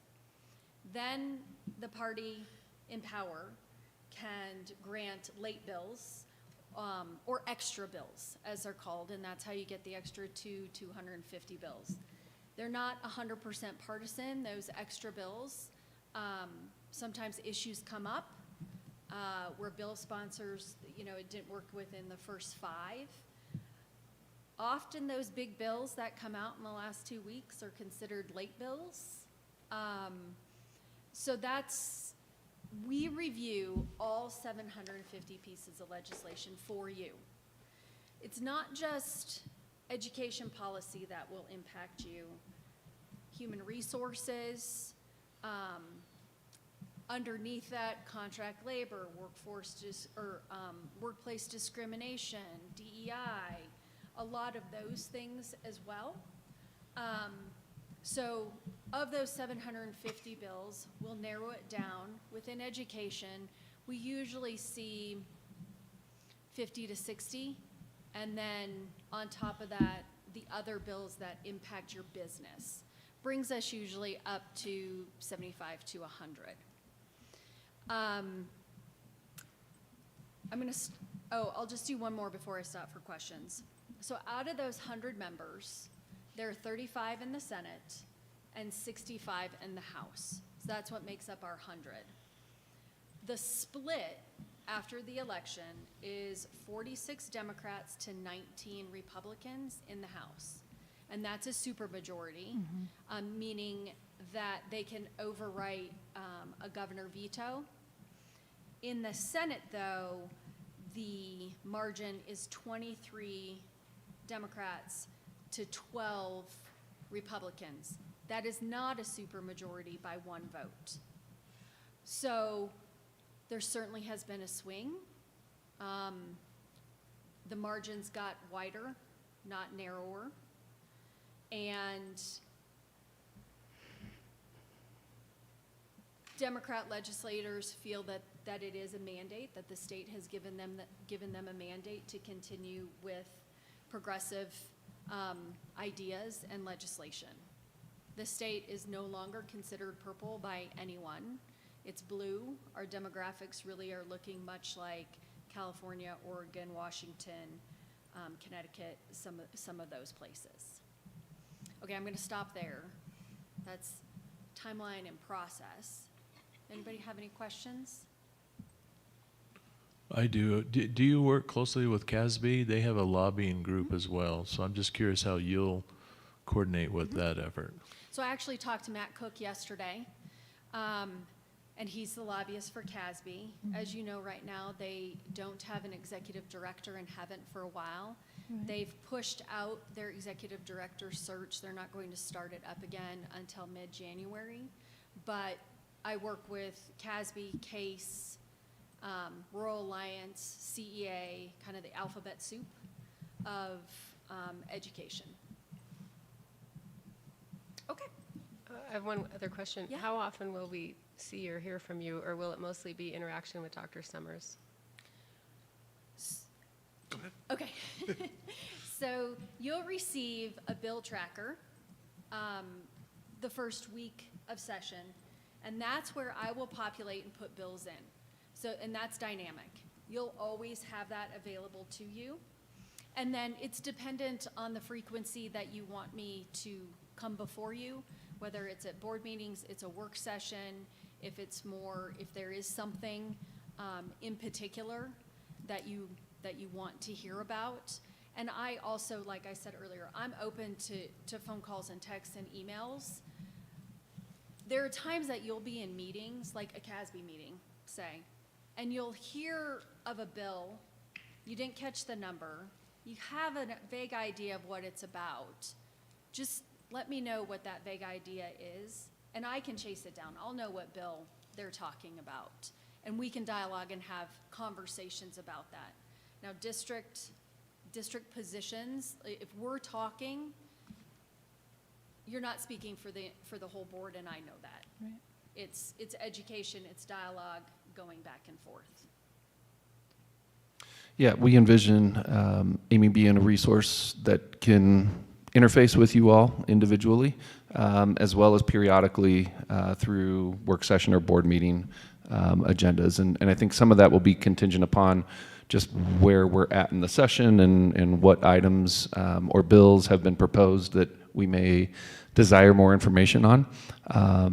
And certainly if there's any questions or anything that you all need directly from Amy, we'll make sure you have her contact info, but you can also work and interface primarily through myself. Brett and Amber will be sort of the three-headed interface with Amy. And we'll more than likely be connecting with her at least a few times during the week and providing updates to you as well. But you can certainly reach out to her in the event that there's a question, like she just mentioned. I think that's good. Yep. Will you reach out and let us know opportunities to go up and testify as well? You're like before, you're just leading me into it. Yes, of course. And not only are those opportunities to testify before committee, but also individual meetings, testifying, you're either representing yourself or the district, and putting that on the record for the rest of the education community is really important, because we all pay attention to that, other districts pay attention to that, and it will raise the district profile within the political landscape. But also meeting with decision makers within education policy. We're seeing a lot of shifting right now with committee memberships, but certainly those one-on-ones, phone calls, Zooms, all of that kind of stuff to help you build relationships as well, because this is your community and they represent you, as well as other legislators. Yeah, this is quite helpful because we have many stakeholders who've many times the feedback is, what are you doing to advocate at the state level? And aside from Tiffany doing what she could, or she and I doing what we could a few years ago, we didn't have a concerted effort in this area. So it'll be really good to have a point person as well. But yeah, and definitely the more communication, as far as I'm concerned, the better.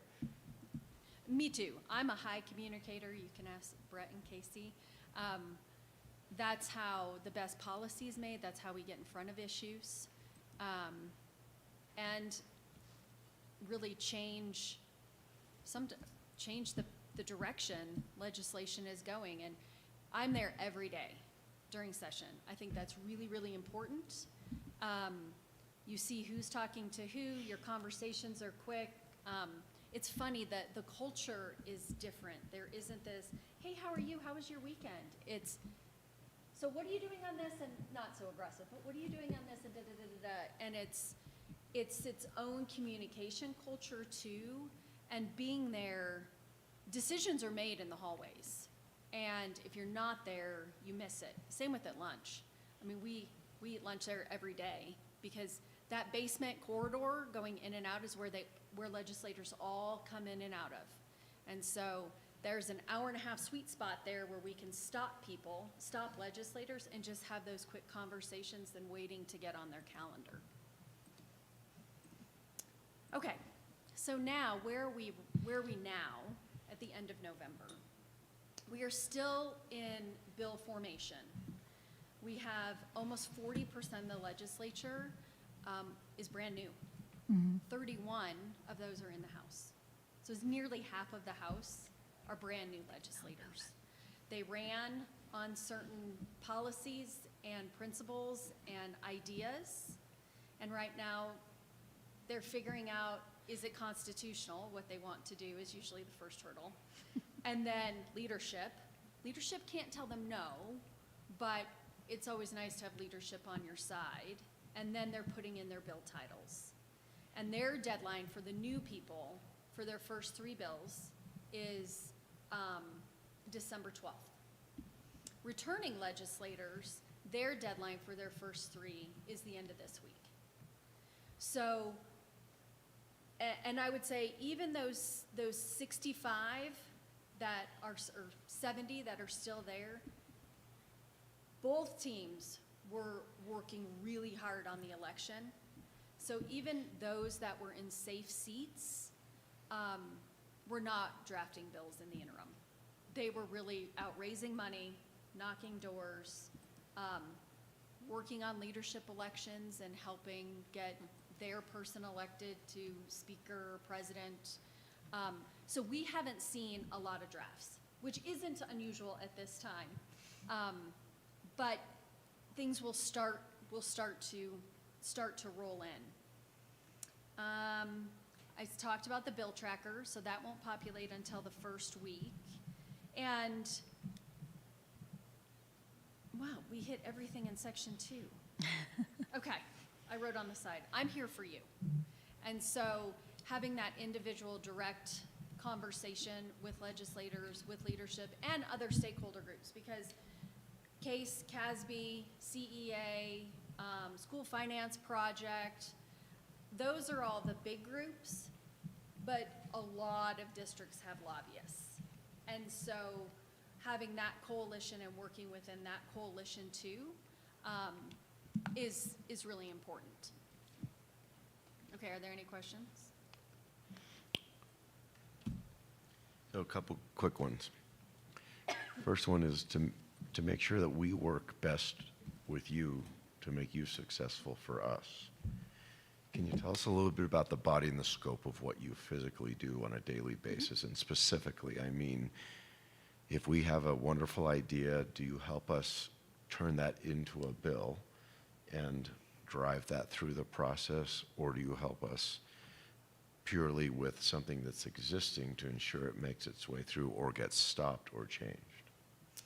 I would say this year, the scope is working within what is being introduced.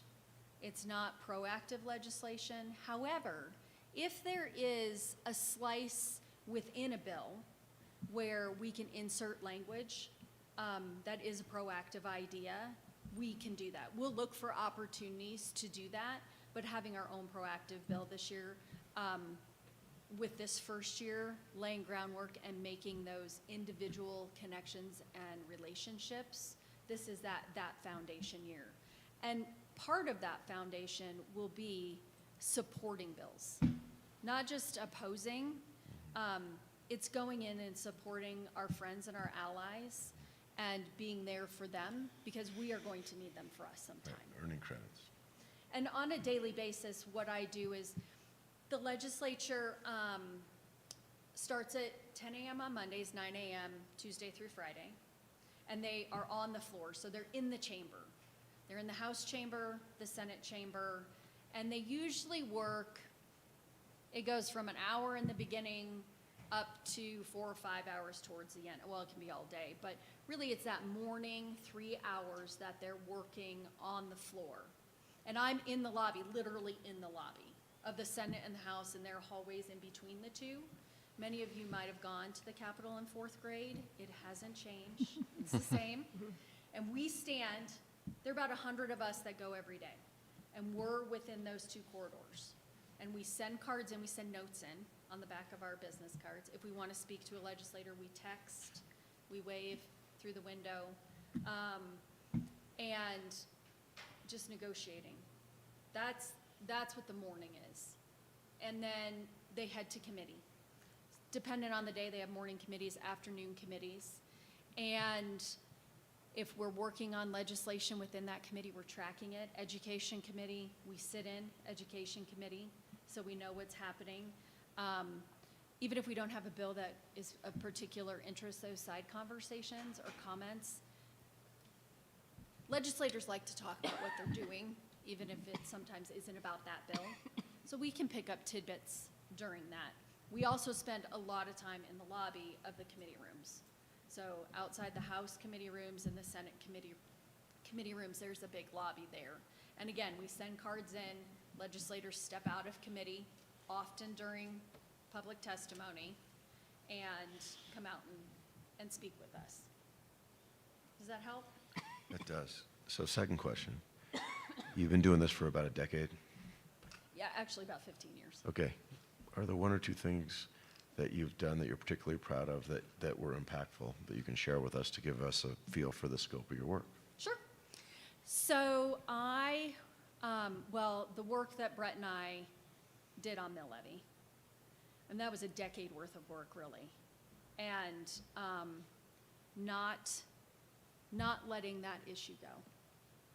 And there was fierce opposition for years and years and years from the big groups and districts. And going to the folks that have the vote. And once the legislators started to move on the idea, Joint Budget Committee members moved, JBC, Joint Budget Committee staff, moved. That pressure turned those other stakeholder groups in support.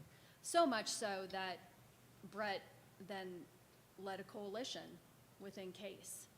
So that's one. Second is not within it's kind of within education. It was for the Associated General Contractors.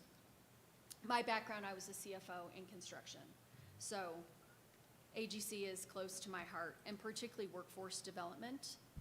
And the idea that not every student is college bound, and having opportunities for those students. So starting in 2014 with AGC, we got involved in workforce development and training programs, reinvigorating VOTEC to CTE. We put together a construction career pathway. That was the very first pathway that was put together in Colorado, was the construction career pathway. And that was working with education, kind of at that time. We were looked at it as competition, but within the Department of Labor, the Workforce Development Council, and also inclusive of other industries, computer science, healthcare, and now those areas have career pathways as well.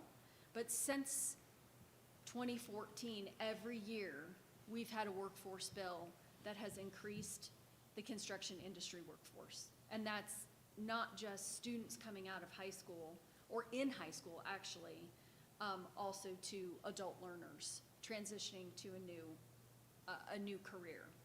And even in tight budget years, we get money for those programs, and that is specifically something year after year I have worked on and been successful with. Thank you. Yeah. I had one other question that I'd ask about CASB. What about the Colorado School Finance Project? Are you familiar with Tracy Rainey and that group, and do you work with them as well? I do. And so Brett and I have met with Tracy Rainey, and I see Tracy at the Capitol. She's there a lot. She is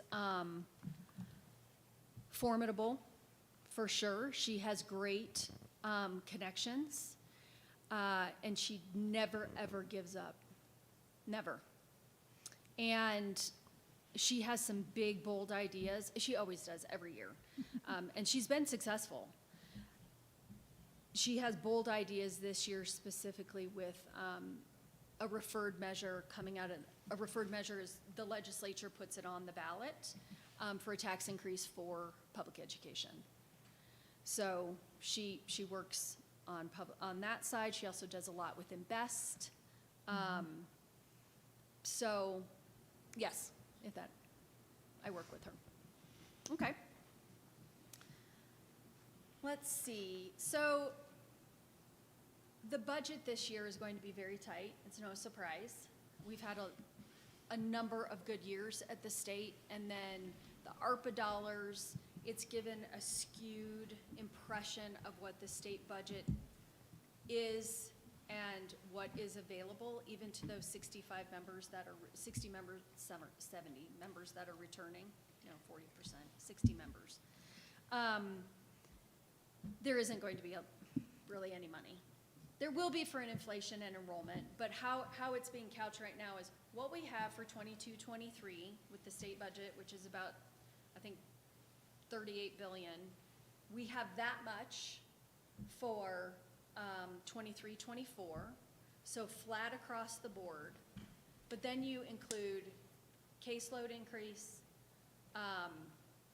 inflation, those statutorial things that have to be done. Well, right there, that's like $700 million more.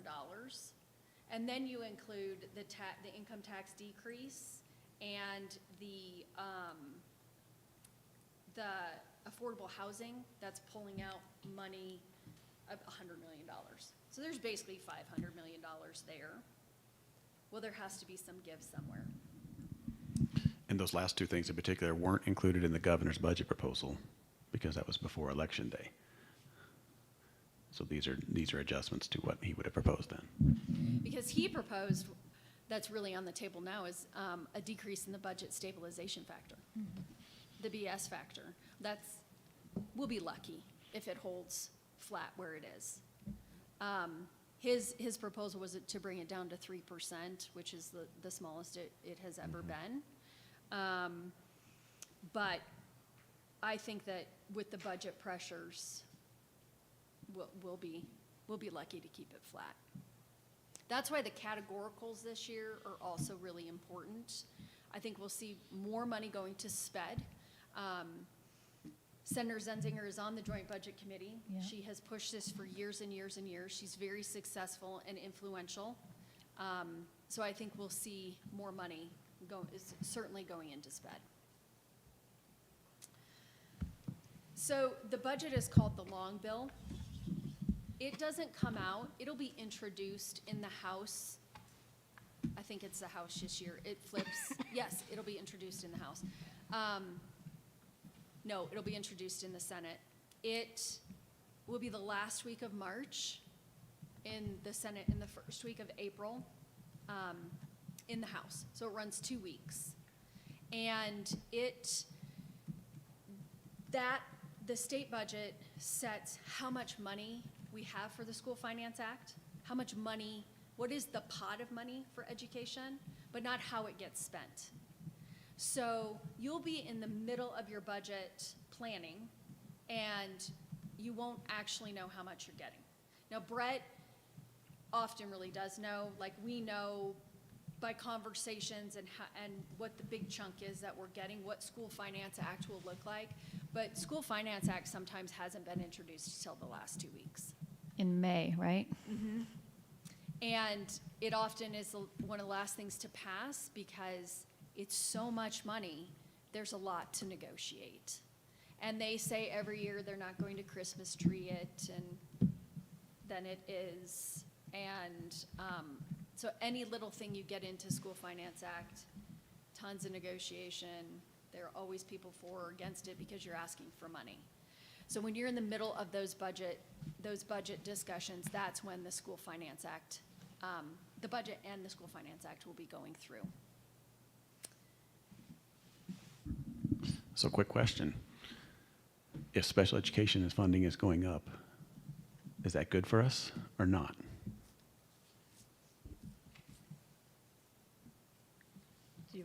I suppose you're asking me that question? I'm asking anyone.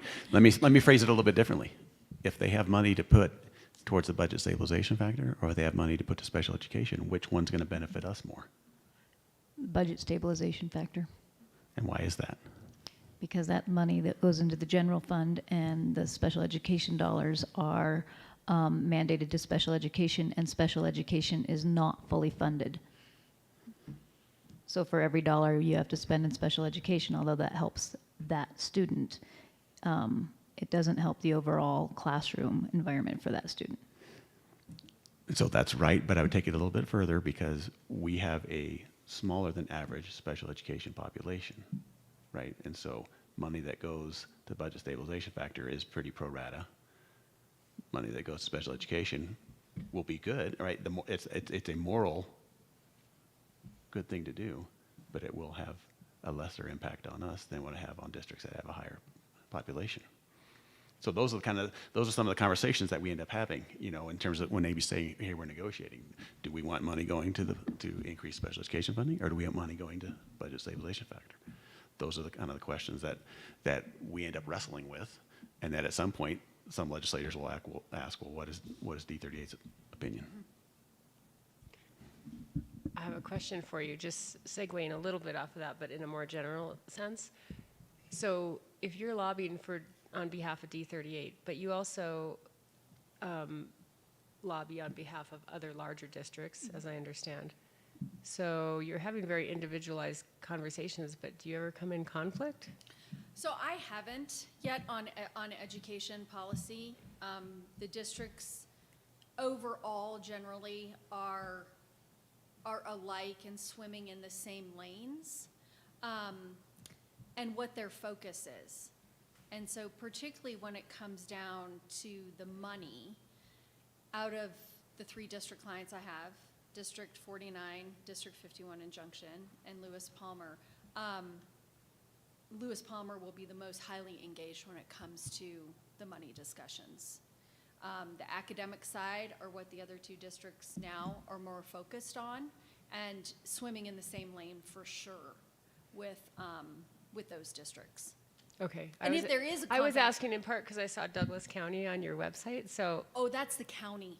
It's not the school Oh, district. it's not the school district. Okay, thank you Yep. very much.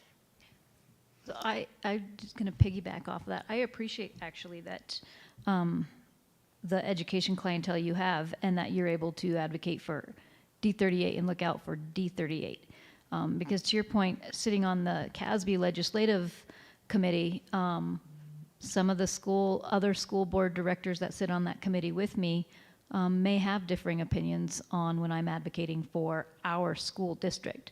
But having somebody up at the Capitol all day, all the time, there's only so many times a person like me on a volunteer basis can make a schlep up there and testify, or meet with our newly elected representative, Don Wilson, or our Senator Paul Lundeen. There's only so much that can be done as one individual volunteer, and sitting on that legislative committee, having somebody up there that represents us in our interests, especially when it comes to finance, I think is such a huge benefit. And because you are invested and know our school district, you know what's important to us.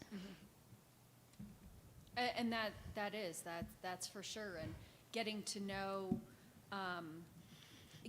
the finances. Brett and I have talked a lot about just what you talked about special education and cost of living.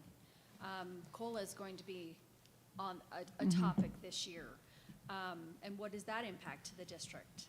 And so it's really interesting, and it's exciting because Lewis Palmer is in a different position, and it's neat to be able to go at it from this direction. And we look forward to seeing what our district champions with our lobbyists, so that, you know, we can make sure our community's aware as well of what is it that we're championing at the legislature, because Amy? that's key. Oh, sorry. Can you come back and speak to us another time on, I think there's another discussion to be had, a full discussion to be had on how COLA And that discussion at the Capitol is going to affect us here in D38. And that's a topic that we could sit and talk about for another half hour to an hour alone. But I think that personally, I think that's going to impact us. So would that be okay with my other fellow board members to have Amy back to talk to us about some of the key legislative points that we're going to be seeing? Well, I'd like to get a rhythm, of monitoring this, and I agree, but not just one time, right? I'd like to see regular Quarterly. updates, yeah. And we'll see. So something else with school finance, I think you're aware that there's been an interim committee for years that has been trying to rewrite the School Finance Act. So they're doing it again. They have a motion that was this long to rewrite the School Finance Act. That's a very long motion. It tried to hit on every single topic, so the door was open that everything within education could be touched.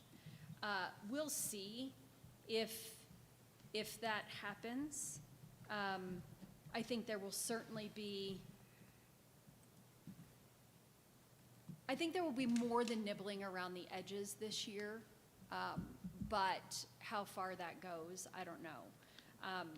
Brett has been a proponent of the likelihood of getting something major done is so difficult and it's so complicated, and legislators come in and out.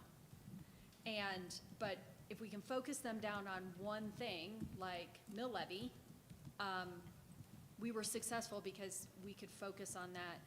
COLA is one of those places. There's been so much discussion, and those bigger districts that really reap the benefit from COLA are moving and maybe willing to give up a little bit in COLA. And so I'm not super hopeful that we'll get a whole new School Finance Act, but I think we'll still have changes that come forward this year, positive changes. Okay. Some of the other issues that we think are coming, if you look at the legislature through a progressive lens, and progressive ideas that you've seen in other states, they likely are coming to Colorado. I think on the charter school side, Representative Bacon has brought forward a bill the last 2 years that would change the appeal process for charter schools. I think that probably has a pretty good viable path this year. I think we'll see that when that comes back. The referred measure for a tax increase, it's not an election year, so those big ideas that maybe voters don't like are going to happen this year more than they're going to happen next year, because they're more accountable next year than they are this year. And not that they would think they're doing something that their constituents don't want, but the politics, the landscape of getting major legislation that could be on the pretty progressive side, we'll see it more this year than next year. Universal preschool, okay, this is huge. So the rollout of universal preschool, July 1st, a lot of money. There was $100 million that was set aside for it. There's another just $10 million this year. The Office of Early Childhood is up and running. They're very vague right now. I've met with them individually twice, and with the director twice, and still pretty vague. Some of those reimbursement rates, we're hearing some of those things, but we don't know yet what those are. But it is a major overhaul, a big task to have ready by July 1st, and there are definitely going to be some growing pains. A cleanup bill is in the formation. Whether or not that can happen this year ahead of implementation, we'll see. This is also huge for the governor. So he has been working on early childhood issues since he was on the State Board of Education. So seeing this fully implemented, and then coming back and doing a cleanup bill possibly in '24, but districts are already identifying that there are some things that need to be worked on. Best is struggling for new money. The marijuana tax cash fund is down because marijuana sales are down, and Best gets money from that. Actually, there are other education programs that get money from marijuana tax cash fund, so we'll see there's another slice that's getting cut. The healthy meals ballot measure, Joint Budget Committee staff last week said that's going to be a heavy lift to get that implemented. And the ballot measure was written fairly well. The housing measure was not written very well.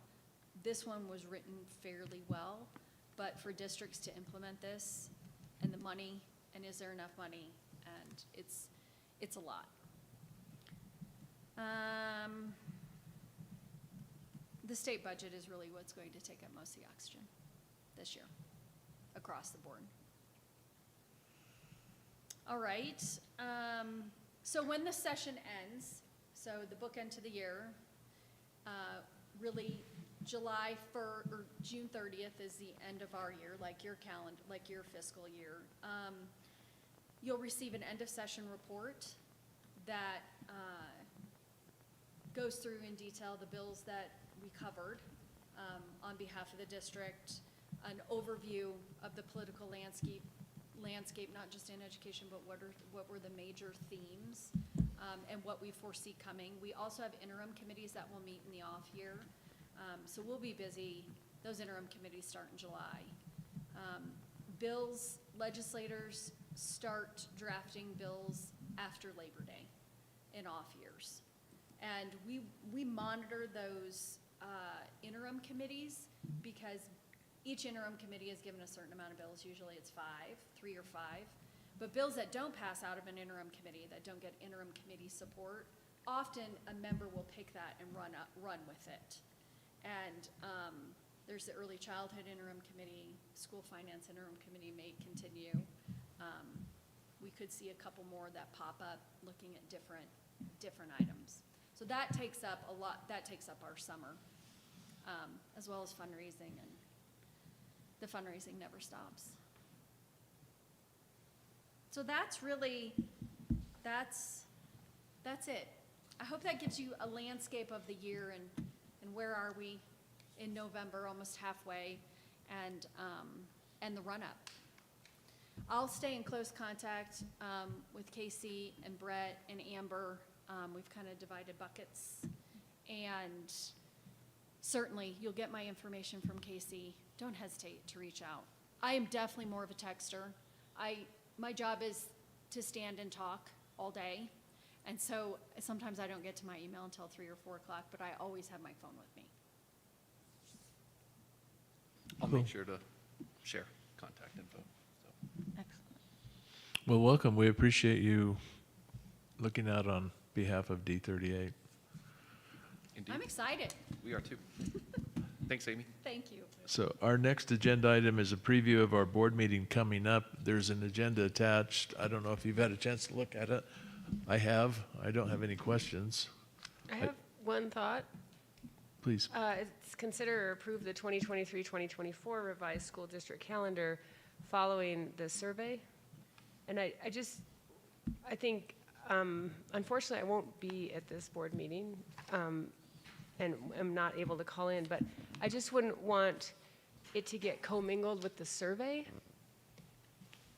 So if that can be just really explicitly stated somehow that these two are not commingled. Or if we could defer that vote, right, until. Yeah, and I'm after not we have sure a what chance to there may be some digest aspect the- of that. Yeah, what I would like to do is propose postponing that item into a later meeting. And what I would anticipate with the results from the survey is a projected timeline that gives us more wiggle room to work with. Yeah, that would be clarifying, I think, for everybody. We'll just go ahead and remove it. Teresa, are you able to call in? I'm not able to call in. Okay, well, let's have some conversations between now and then, because I want to understand where your view will be on this compensation, potential compensation. Sure. and I'd like that to be public. Sure. Okay, so Yep. once Casey and Brett have something and we've had a chance to review it, I'd like to be able to make sure we understand where you are on it. Sure, I So appreciate that we that. can Thank share you. that. Okay, thank you very much. Also, item 8, we will not have a preliminary CAFR available for that meeting. So, Brett, I think that timeline is going to be extended until January, February timeframe. Is that? Yes. Okay. What item? It's Item 8. 9, actually, on, Well, if you're looking at the one that's on board docs. Sorry, I'm looking at an older version. Reviewing the The audit. preliminary financial audit. Yeah. Gotcha. Okay. Just before the consent agenda.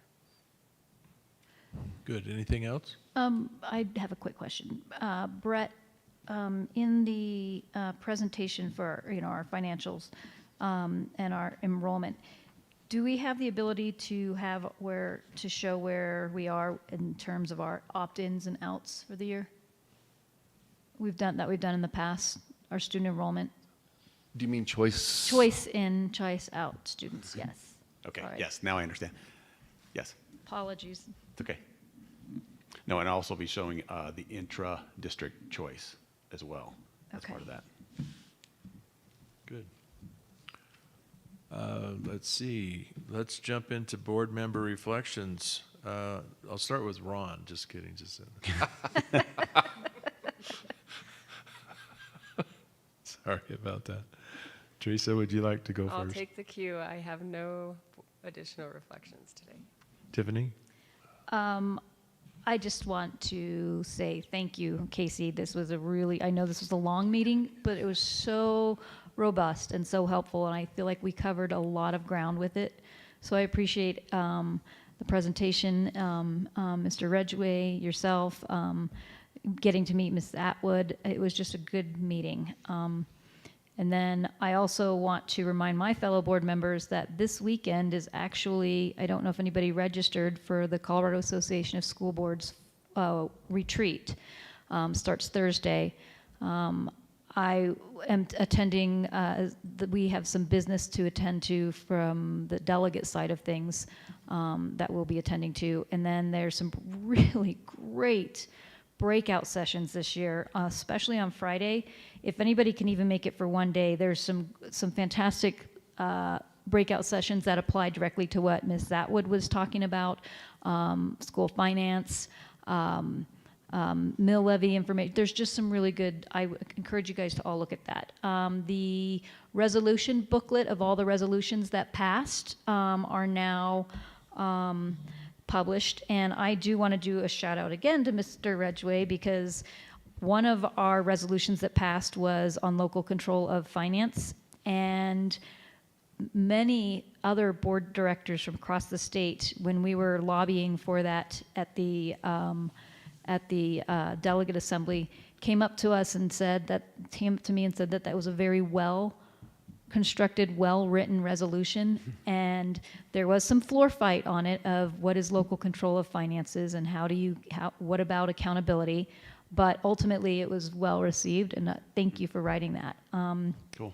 So yeah, that was a good one. And then later this month, I would encourage everybody on the board, if you'd like to attend a group meeting, any amount of board members can attend. There's a meeting that I'll be doing with Zoom with the, speaking of legislation, the Senate President is having a group meeting for education leaders. And so I'll be doing that. And any of you guys that like to attend, I can send you out the invite for that. That's all my reflections. Huh? What's the date? I knew you were going to ask me the It's exact. okay. I think Tell it's me later. December 12th, but I will send that to you.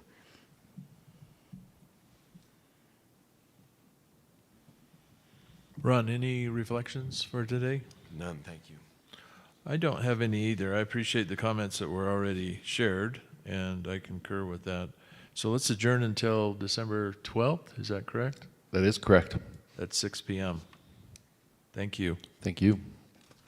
For the record, we were spot on with 4 hours. We just The hour's wrong. delayed an hour. So that was good planning. And then the snow came. Teresa, I'm going to send you that date.